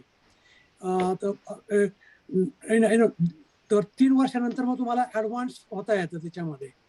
You have to practice that first and then you can be advance. सुंदर लेक्चर देतात ते. आणि he is a physicist, I mean science आहे. इट्स नॉट समबडी कोणी येतं आणि काहीतरी आपलं बुवाबाजी असला प्रकार नाही येतो. ते पण रिकीचं पण त्यांनी सांगितलं की इथं आपल्या हिमालयातच येऊन त्यांनी कसं केलं, नंतर मग ते जपानला कसं केलं. जपानमध्येच त्याची जास्त प्रॅक्टिस केली जाते. It's a healing practice through the faith. आणि तुमच्या जी एनर्जी असते, रिकी म्हणजे सोर्स ऑफ एनर्जी. तुमच्या शरीरामध्ये जी एनर्जी असते त्या एनर्जीद्वारे होणारे रोग असं हे करतात. त्याला वेळ लागतो. असा एकदम ॲलोपॅथी सारखं नाही, गोळी दिली की झालं बरं असं नाहीये. वेळ लागतो आयुर्वेदिक सारखं, पण चांगलं सायन्स आहे ते. आणि थोडंसं म्हणजे मला ऍड करावं असं वाटतंय की म्हणजे मला एक्झॅक्टली तरी मी 100% सांगू नाही शकणार, पण आपण जसं आपल्या हिंदू धर्मामध्ये किंवा शास्त्रात शिकतो की काही म्हणजे आपण म्हणतो कुंडलिनी शक्ती वगैरे जागृत करणं वगैरे, तो तसा काही प्रकार आहे. म्हणजे ही एनर्जी ऑलरेडी एक्झिस्टिंग आहे, अस्तित्वात आहे. सायन्सही त्याला मान्य करतं. आता ते म्हणजे काही वेळा त्याच्यात फेथचा भाग येतो, धर्माचा भाग येतो, तो वेगळा प्रकार. पण सायन्सनी पण हे ॲक्सेप्ट केलं की म्हणजे युनिव्हर्समध्ये पॉझिटिव्ह एनर्जी आहेत, निगेटिव्ह पण आहेत. तर हे म्हणजे ती चॅनलाइज करून आपल्या बॉडीला हील करण्याकरता एका तऱ्हेने वापरलं जाणारं शास्त्र म्हणा किंवा मेथडॉलॉजी म्हणा, त्या टाईपचा प्रकार आहे. बरोबर आहे. धन्यवाद उन्मेष आणि धन्यवाद माधव दादा. तुम्ही चांगली माहिती दिली तेलंगणबद्दल. शुअर. आता न- इथे 2 नोट्स आल्यात. उर्मिला दामले ॲक्युप्रेशरचं काम करतात आणि त्या रेकी सुद्धा करतात. ज्यांना कुणाला त्याचा फायदा घ्यायचा असेल त्यांनी उर्मिला दामले यांच्याशी संपर्क साधावा. त्या आपल्या अध्यात्म कट्ट्यावर खूप ऍक्टिव्ह आहेत. चांगला कार्य आता उर्मिलाला मी फोन पण केला होता. उर्मिला 5 मिनिटात जॉईन करेल. तो दुसरा प्रश्न आहे, प्लास्टिक सर्जरी बद्दल काही लिखित आहे का? निश्चितच आहे, पण ते रेफरन्सेस मला देता येत नाही कारण मी सर्जन नाहीये. तर ते रेफरन्सेस आपल्याला मिळू शकतील आणि ते मिळाले तर देण्याचं काम करू. त्याआधी मी एक कॉमेंट करतो जरा माहितीसाठी. हा. सध्याच्या भारतीय सरकारने गेल्या काही वर्षापासून आयुष म्हणून एक मिनिस्ट्री सुरू केलेली आहे आणि त्यांची वेबसाईट आहे मोठी ayush.gov.in आणि ती आयुर्वेदिक उपचार आणि त्याच्याबद्दलची माहिती देण्यासाठी ती आहे आणि मी त्याच्यावर जास्त पाहिलं नाहीये, पण त्याच्यावर बरीच माहिती माझ्या मते उपलब्ध आहे. म्हणजे डॉक्युमेंटेशन किंवा आता हे मगाशी प्रश्न होता की सुश्रुताच्या सर्जरीबद्दल कुठे माहिती आहे का, कदाचित त्याच्यावर त्या वेगवेगळ्या जुन्या ग्रंथांचे ट्रान्सलेशन किंवा काही असं उपलब्ध असेल. पण म्हणजे तो एक उपक्रम खूप स्तुत्य आहे आणि डेफिनेटली त्याच्यावर कदाचित जास्त माहिती मिळण्याची शक्यता आहे. ayush.gov.in या वेबसाईटवर या प्रकारचे नुसतंच सर्जरी नाही पण आयुर्वेदाच्या सगळ्या उपचार आणि सध्या उपयुक्त माहिती अशा वेगवेगळ्या प्रकारच्या माहिती त्याच्यावर आहे. धन्यवाद. चांगली माहिती. तर उर्मिला तुझं स्वागत. आज आपल्या म्हणजे तलाठी काकांनी आत्ताच प्राचीन भारत आणि चीन यांचं आयुष्य म्हणजे आरोग्य आणि औषध याच्यामधलं या क्षेत्रांमधलं योगदान याच्यावरती होतं. तर त्याच्यामध्ये बऱ्याच प्रश्नांमध्ये ॲक्युप्रेशर, ॲक्युपंक्चर आणि रेकी याबद्दल प्रश्न आलेले आहेत. So what can you tell us? तू प्रॅक्टिस करतेस असं आम्हाला माहिती आहे का? हो, मी ऍक्च्युली शिकले होते ॲक्युप्रेशर हे फार कोइन्सिडेंटली शिकले होते ऍक्च्युली ही पद्धत. पण मी स्वतः ऍक्च्युली थेरपीला गेले, मुलीला नेलं आणि मग त्याचे फायदे एवढे अफाट मला दिसले की असं वाटलं की नाही की आपण आपल्या घरच्यांसाठी तरी ही थेरपी आपण शिकावी. याच फक्त हेतूने मी तो कोर्स केला ॲक्युप्रेशरचा आणि इतके आश्चर्यकारक आणि इतके छान त्याचे अनुभव आणि फायदे लोकांमध्ये दिसले की I changed my profession actually. आणि मग नंतर म्हटलं आपण हे परस्यू करायचं, कारण की किती वर्ष आपण ह्या मेडिकल इंडस्ट्रीच्या ह्या सगळ्या विश्वात अडकून राहणार आहोत. आपल्यामध्ये जी हिलिंग पॉवर आहे मनुष्यामध्ये त्याच्यावर आपण कधी विश्वास ठेवणार. म्हणून मी ते शिकायला सुरुवात केली आणि जसे जसे आणि एक मी सांगेन की खूप थेरॉटिकल नाही पण प्रॅक्टिकली मी खूप जास्ती शिकले त्याच्यातनं.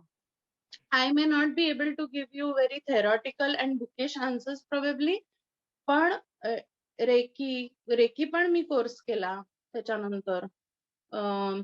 ॲक्युपंक्चर मी कधी अनुभवलेलं नाही आहे, पण ॲक्युपंक्चर मध्ये आपण ज्या नीडल्स आतमध्ये जे शरीरात जातात ज्या पॉइंट्सला त्याच पॉइंट्सवर acupressure it just pox.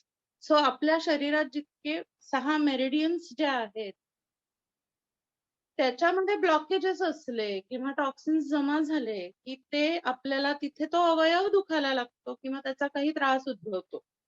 This is the basic concept किंवा मान्यता आहे ही ॲक्युप्रेशरची.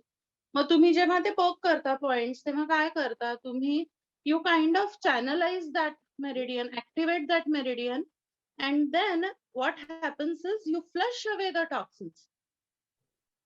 सो त्याच्यात काही आपण थोडीशी पथ्य पाळायची असतात की फार ऍसिडिक किंवा वातुळ पदार्थ नाही खाऊ, ज्याच्याने अजून त्याला आपण प्रमोट करू ते सगळे टॉक्सिन्स शरीरामध्ये साठण्यापासून.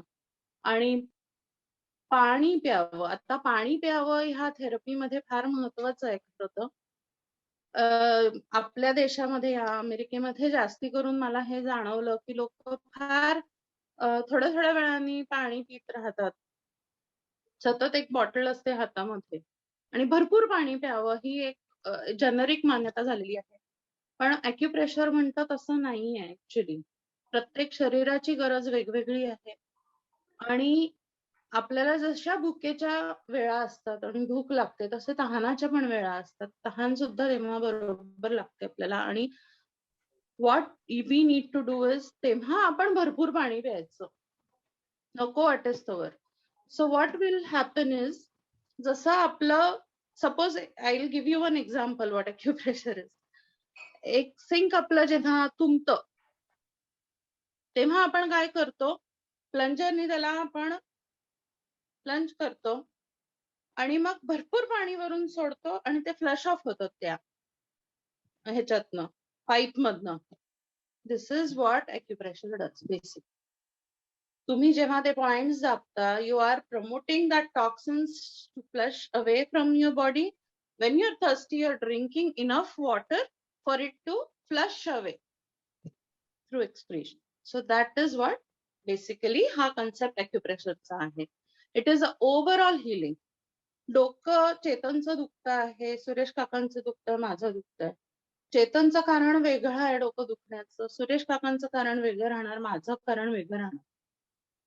So acupressure is a overall healing process which takes care of that headache in Suresh Kaka also, Chetan also, and me also, but in their own ways. कारण वेगवेगळी असतात, ते पॉइंट्स दाबून कळतं ऍक्च्युली. खूप छान माहिती आहे. हा, छान माहिती एकदम. म्हणजे आय डोंट नो काही प्रश्न असतील तर, पण मी माझ्या हिशोबाने एक म्हणजे ॲज अ लेमॅन कसं मी समजावू शकते तसं मी समजवायचा प्रयत्न केला की ॲक्युप्रेशर नेमकं काय करतं आणि का बरं हिलिंग प्रोसेस आपल्याला जाणवते त्याच्यात. एक प्रश्न असा, तुम्ही आता जे उदाहरण दिलं की तिघांना म्हणजे हेडेक आहे, पण मग त्यांच्याकरता प्रेशर पॉइंट एकच असणार का वेगळे असणार? जेनेरिक पॉइंट्स वेगळे असतात आणि स्पेसिफिक पॉइंट्स वेगळे असतात.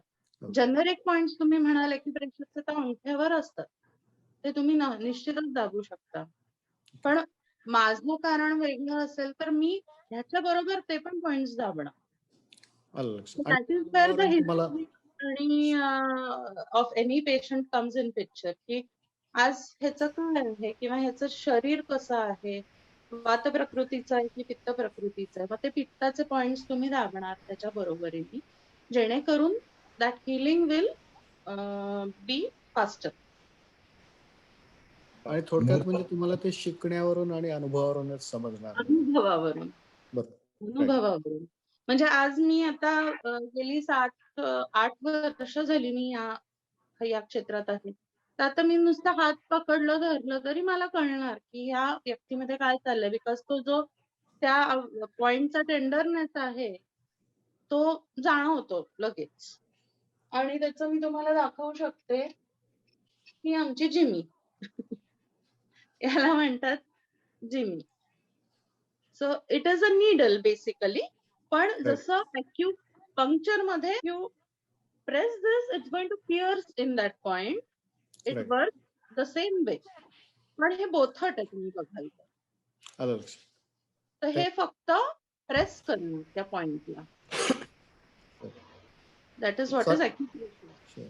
सॉरी दामले काका, तुम्ही काहीतरी विचारायचं. माझा महत्वाचा प्रश्न होता की एवढ्या तज्ञ व्यक्तीला म्हणजे उर्मिला दामलेंची फी काय आहे त्याची?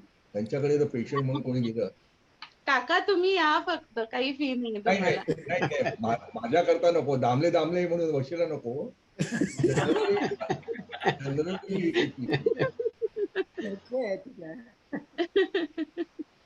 हे बघ, तू फी, माझी सूचना आहे की तू फी घे आणि मला 10% कमिशन दे पेशंट आणण्याकरता. पण सिन्सिअरली दवाखान्यासारखं आहे का जस्ट कोणी विचारलं तर हे कर? हो नाही, मी ना असं प्रॉपर हे नाही करत, कारण मी जॉब पण करते ऍक्च्युली फिजिकल थेरपी क्लिनिक मध्ये. तर मी आपल्या लोकांसाठी म्हणून हे ऍक्च्युली माझ्या मैत्रिणींमुळे मी हे सुरू केलं, कारण मी आधी अशीच करायचे आणि सगळ्यांना ट्रीटमेंट तशीच. मग मला मूर्खात काढायला लागले की तू असं का करतेस, तू प्रॉपर सुरू कर, का नाही करत? तुझ्या हाताला एवढं गुण आहे, होतायत सगळे बरे, तर मग तू सुरू कर. मग माझा सेटअप आहे खाली, चेतन ने बघितलाय, सुजाताताई, अर्चना, जे आहेत आपल्यातले काही सदस्य की ज्यांनी ते बघितलेलं आहे, सो ते पण सांगू शकतील. नाही, व्यवस्थित आहे सेटअप वगैरे सगळा तिच्याकडे. सो कदाचित तुम्ही भेटून त्याचं व्यवस्थित बघून हे करू शकाल. म्हणजे ती ह्या बाबतीमध्ये ती पुरेशी प्रोफेशनल पण आहे. अजून कोणाला काही प्रश्न वगैरे आहेत का, कॉमेंट्स वगैरे काही? काका लेक्चर खूपच छान झालं. म्हणजे छान माहिती दिली तुम्ही. मी फक्त एकच कॉमेंट करेन, तुम्ही पहिल्या का दुसऱ्या स्लाइड मध्ये म्हणजे जे सुरुवातीचं ऋषींचं कौतुक केलं की त्या शोध लावले, सायन्स तेव्हा किंवा काय प्रोसिजर्स नव्हती, तर मला त्याच्यावर एकच कॉमेंट करायची की प्रोसिजर नव्हती हे आपण मॉडर्न सायन्सच्या दृष्टीने धरू शकतो, पण माझ्या मते आपल्या म्हणजे आपण जे पूर्वी धार्मिक ग्रंथांमध्ये किंवा आपण जे माहिती आहे आपल्याला, आपल्याकडचं सायन्स कदाचित आजच्यापेक्षाही त्यावेळेला प्रगत होतं. कारण की जर पुष्पक मी विमान उडवतो, आणि मी मागे असंही वाचले, कदाचित चेतन अजून माहिती असेल त्याला, की पुष्पक विमानाच्या बद्दल असं म्हटलं जातं की त्याला जे इंधन होतं ते मर्क्युरी वापरलं जायचं. तर एवढं जर आपलं सायन्स प्रगत असेल तर ही कॉमेंट मला असं वाटतं की ती मॉडर्न सायन्सच्या दृष्टीने कदाचित योग्य आहे, पण ती खरोखर योग्य आहे की नाही जरा हे मला पटत नाही. की आपल्याकडे त्यावेळेला सायन्सच्या अभावी हा शोध लागला हे म्हणणं मला जरा पटत नाही. म्हणजे थोडंसं कदाचित इन्स्ट्रुमेंट्स आणि आत्ताची जी सायंटिफिक माहिती आत्ताच्या सायन्स प्रमाणे आहे त्या प्रमाणात ती शोध स्तंभित करणारे आहे. हा नाही, म्हणजे म्हणूनच म्हटलं की त्यावरून आपण तो असा निष्कर्ष लावतो, पण तो कदाचित खरोखर योग्य मला वाटत नाहीये. म्हणजे कारण की आता वेस्टर्न सिव्हिलायझेशन्सना सुद्धा हळूहळू कळायला लागलंय की एशियन म्हणजे इंडियन आणि चायनीज स्पेशली, आता जसं तुम्ही म्हणालात की खरोखरच इथली मेडिसिन्स आणि इतर सायन्समध्ये आपण खूप प्रगत होतो, ते त्यांना आता हळूहळू रिअलाइज व्हायला लागले. मध्ये म्हणजे मला वाटतं परकीय आक्रमणांमुळे बरेचसे दस्तावेज मुद्दामून जाळले गेले किंवा नष्ट केले गेले, त्यामुळे आता आज आपण प्रूव्ह करू शकत नाही की या गोष्टी आमच्याकडे सायंटिफिकली होत्या. हे आपलं थोडं दुर्दैव आहे. काही गोष्टी लिखित पण नव्हत्या, कदाचित verbally generation to generation pass on केल्या जायच्या. आणि लिखित असतील तरी त्या म्हणजे बऱ्याच ते खिलजी वगैरे यांची जी आक्रमण झाली तर त्याच्यात ते म्हणत होते की कित्येक महिने आपल्या लायब्ररी जळत होत्या. हो, जळत होत्या. त्यांच्या संपूर्ण सैन्याला गरम पाणी मिळावं म्हणून ते सगळे ग्रंथ जाळून त्याच्यातून पाणी तापवत वगैरे होते, अशी वर्णनं आहेत. तर त्याच्यातून बरंच नुकसान तर जरूर झालं असेल. आणि आपले जे आज आपण जे काही निष्कर्ष वगैरे काढत असतो या ग्रंथांना बघून वगैरे, किंवा जेवढे उपलब्ध आहे ते जेवढं उपलब्ध आहे त्याच्यावरच फक्त काढू शकतो. तर्काने फक्त आपण उल्लेख वगैरे कुठे ह्याच्यात हे उल्लेख आहेत एवढेच आपण थोडेफार ठोकताळे बांधू शकतो, पण असं ठोस आपल्याला सांगता येत नाही. जसं आजचं जे हिस्टॉरिकल रिसर्च वाले म्हणतात की हे प्रूफ तुम्ही दाखवा आणि तरच हे करा, म्हणजे बरोबर. बाप दाखव नाही तर श्राद्ध घाल, अशा Correct. धर्तीवरती चालतं. तर त्याच्यासाठी थोडंसं ते चॅलेंज आहे मोठं, पण जरा उत्खनन आणि वेगवेगळ्या गोष्टींमधून थोडीफार याच्यामध्ये थोडाफार प्रकाश पडतो याच्यावरती. सो प्रगती तर निश्चितच होतीये त्याच्यामध्ये. पण म्हणजे मॉडर्न सायन्स हे काही त्या दृष्टीनं कमी नाही म्हणता येत. आज नाही, नाही. प्रश्नच नाही आजची त्याबद्दल. जी टेक्नॉलॉजी आणि जेवढी डेव्हलपमेंट आहे, तर ती खरंच भरपूर आहे आणि कितीतरी गोष्टी त्याच्यामुळे, म्हणजे मानवी जीवनमान सुद्धा त्याच्यामुळे वाढलेलं आहे. अनेक शतकांमध्ये जे आपण बघतो, तर त्याच्यामध्ये अर्थात त्याच्याबरोबर येणारे आपण एन्व्हायरमेंटल पोल्युशन आणि इतर सगळ्या गोष्टी पण आणलेल्या आहेत. So it just keeps the balance of it. Chetan, अरुणाताईंचा एक प्रश्न आहे माझ्यासाठी की कुठल्या प्रकारचे एलिमेंट्स अॅक्युप्रेशरनी ट्रीट होतात वर्सेस रेकी. सो रेकी मी प्रॅक्टिस नाही करत, मी फक्त स्वतःसाठी किंवा घरी फक्त मुलांवर किंवा काय. I am not a regular, I don't practice reiki regularly. पण अॅक्युप्रेशर, कॅन्सर आणि मोडलेलं हाड, ह्या 2 गोष्टी सोडल्यास बाकी सगळ्या गोष्टी अॅक्युप्रेशरने ट्रीट होऊ शकतात. म्हणजे एक आजोबा यायचे पेशंट म्हणून, भारतातली गोष्ट आहे. त्यांचं just for an example, knee replacement झालं, म्हणजे करायला झाले होते. सो दोन्ही गुडघ्यांना त्रास होते. मुलाने सुनेने खूप त्यांच्या मागे लागून ऐकलं नाही त्यांचं आणि एका नीची रिप्लेसमेंट झाली त्यांची. वन नी गॉट रिप्लेस्ड आणि दुसरा नी त्यांनी मग नंतर की नाही, ते रिहॅब इज व्हेरी पेनफुल म्हणून मग त्यांनी अॅक्युप्रेशर घेणं सुरू केलं. नंतर सिच्युएशन अशी आली की बिचाऱ्यांना, त्यांना जो सर्जरी न केलेला गुडघा होता तो व्यवस्थित बरा झाला अॅक्युप्रेशरने, पण जो सर्जरी केलेला होता, अनफॉर्च्युनेटली, आय डोंट से की इट डझंट वर्क, बऱ्याच जणांना नी रिप्लेसमेंटनी खूप फायदा झालेला आहे and they are doing good, पण unfortunately it did not work for him. रडत रडत ते यायचे लिटरली, एवढे वयस्क पुरुष. त्याच्याने आम्ही तो पेन त्यांचा जायचा अॅक्युप्रेशरनी, but unfortunately because it is an artificial नी, आम्ही काही नाही करू शकलो त्यांना. तो दुखतो, पण वर्सेस आता हा ज्याच्यात त्यांनी अॅक्युप्रेशर घेतला तो बरा आहे. So that is the difference.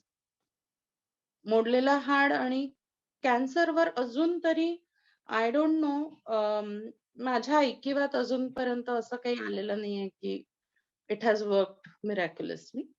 आणि मोडलेलं हाड किंवा knee artificial thing which hurt. Chronic diseases नसतील, परंतु जर असे सामान्य काही गोष्टी असतील, आता समज क्रॉनिक नसतात वगैरे अशा गोष्टी करता येतील का? किंवा सर्वायकलचा त्रास असेल किंवा सिव्हिअर बॅक पेन किंवा sciatica, in a very chronic pain, त्याच्याने पण बरं होतं अॅक्युप्रेशर. पण द थिंग इज की जर तुम्हाला मिरॅक्युलस फरक लगेच हवा असेल, it needs a lot of discipline, which unfortunately आजकालच्या या जीवनशैली जी झालेली आपली, त्याच्यात लोकांना ते फॉलो करणं जरा अवघड होतं मात्र. सो साधारण किती दिवस, महिने ट्रीटमेंट घ्यावी लागते अशा सर्वायकल स्पाइन प्रॉब्लेम असेल वगैरे? डिपेंड्स की किती वर्ष जुना आहे तो. If it is very newly developed thing, तर certainly even usually 21 sessions for chronic, 15 sessions for acute आणि 8 to 10 सेशन्स फॉर रेग्युलर. आपलं काही कंबर दुखतेय किंवा काय होतंय अशा सारख्या गोष्टी असतात. त्याला how often are the sessions? म्हणजे theoretically it depends upon every person again. And how often do you give the treatment? How often are the sessions? Usually it is at least twice to thrice in a week. Okay. It's not bad. Yeah, म्हणजे आणि Mhm. Hardly takes 40-45 minutes. And म्हणजे असं नाहीये की if it is a back pain तर मी फक्त back points दाबेन, नाही. मी ओव्हरऑल बॉडीवर ट्रीटमेंट करणार तुमच्या. Okay. That is why it takes like 45 minutes. Mhm. Okay. Otherwise Thank you. Welcome. चांगली माहिती आहे. माझा प्रश्न आहे की फ्रोझन शोल्डरला किती वेळ लागतो? शोल्डर आणि नीला आणि अँकलला खूप वेळ लागतो काका. पण इफ यू आर व्हेरी काही एक्सरसाइजेस पण असतात त्याच्यामध्ये इन्व्हॉल्व. सो 2 महिन्यामध्ये it should get heeled totally, पूर्णपणे. सुदैवाने मला काही त्रास नाहीये. मी लोकांना त्रास देतोय, पण म्हणून सहज प्रश्न विचारला. नाही, शोल्डरचं कारण की 3 मसल्सवर तुम्हाला इथे एक शोल्डरला ते येतं ना. So it takes generally joint pain कुठलाही नी किंवा शोल्डर टेक्स टाइम. पण yes, it is I have seen miraculous recoveries. So it's possible. औषध न घेता इट इज पॉसिबल. बरं वाटलं, ऐकून बरं वाटलं. पी.के. गांधी होते जे शिकागोमध्ये, वारले गेल्या वर्षी. पण आणि श्रीकांत मोदी भारतात परत गेला. पण आता उर्मिला दामले म्हणून कोणतरी आधार आहे, बुडत्याला काडीचा आधार आहे. नाही काका, पूर्ण प्रयत्न करीन. आणि मी बऱ्याच जणांनी मला सुचवलं की मग why don't you do this acupuncture किंवा वेगळ्या थेरपीज ज्याच्यानी यु नो मला बाहेर कुठे पण हे मिळेल किंवा मी इन्शुरन्सला बिल करू शकेन. आणि पण माझा हेतू पैसा कमवायचा नाही आहे. माझा हेतू ॲक्युप्रेशर मी शिकले आहे आणि त्याला पुढे न्यायचा आहे basically. So I never felt like changing this and learning something else just for the sake of making it as a profession. So मला नक्कीच आनंद होईल याचा अवेअरनेस वाढवायला. डेफिनेटली. माझा तलाठी काकांना प्रश्न आहे की आपल्याकडे ज्याला ऑपरेशन करण्यापूर्वी अनास्थेशिया देतात, तसा प्रकार आयुर्वेदात काही आहे का, असं तुमच्या काही पाहण्यात आलंय का? चांगला प्रश्न. काय झालंय आता जे आयुर्वेदातले डॉक्टर जी सर्जरी करतात, म्हणजे पुण्याला ताराचंद रामनाथ हॉस्पिटल आहे किंवा इतर हॉस्पिटल्स आहेत जिथे आयुर्वेदाचे उपचार केले जातात, तिथले सर्जन सुद्धा आत्ताच्या पद्धतीनेच अनेस्थेशिया देऊन काम करून घेतात. त्यामुळे काही पद्धती ते वापरतात की नाही ते आपल्याला कळत नाही. प्रश्न विचारण्याचं कारण असं की संकेत कुलकर्णींनी सांगितलं होतं, ब्रिटिशांच्या जुन्या रेकॉर्डमध्ये टिपू सुलतानाच्या काळामध्ये काही ब्रिटिश लोकांची आणि मराठा लोकांची पाय तुटले, बोट तुटली होती लढाईमध्ये, ती परत बसवली गेली, ती सर्जरी करून परत बसवली गेली असं उल्लेख आहे. अशा ब्रिटिशांच्या रेकॉर्डमध्ये उल्लेख आहे. कारण आपल्याला गोऱ्या माणसाने सांगितल्याशिवाय पटत नाही ना. म्हणून सांगतोय की असा उल्लेख आहे. हे तलाठी काका तुमच्याकरता नाही आहे टोमणा, हा मी लोकांचं सांगतोय. तर हा असा तो उल्लेख आहे. म्हणून मी विचारलं, म्हणून मी भाबडा प्रश्न विचारला की आयुर्वेदामध्ये असं काही आहे का अनास्थेशिया, की उदाहरणार्थ डॉक्टर मुंजे म्हणून जे पुढारी होते, त्यांनी डोळ्याची सर्जरी 1910 साली त्या काळामध्ये अनास्थेशिया केली होती. असं त्यानंतर त्यांनी पेपर पण वाचला होता, पण तो पेपर त्यांचा मान्य केला नाही. कारण अजून आपल्या इंडियन डॉक्टरांचा जो अहंकार आहे, म्हणजे की गोऱ्याने सांगितल्याशिवाय ऐकायचं नाही, ते त्यांचा पेपर मानला नाही. पण नंतर ऑस्ट्रेलियन माणसाचा पेपर ऐकला असं मी वाचण्यात आलं होतं. नाही, म्हणून मी माझा सहज अज्ञानी आणि भाबडा प्रश्न आहे की असं काही कुठे तुम्हाला असं नाही की या इथे एवढी जाणकार लोक आहेत, त्यांना जर माहिती असेल तर सांगावी.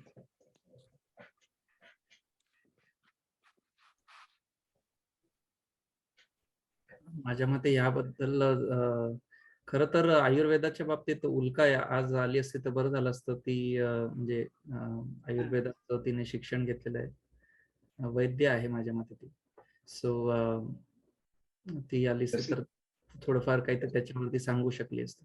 मी आता रेकॉर्डिंग थांबवतो बरं का, म्हणजे आपण तरी सुरू ठेवू आपण गप्पा आणि सेशन वगैरे.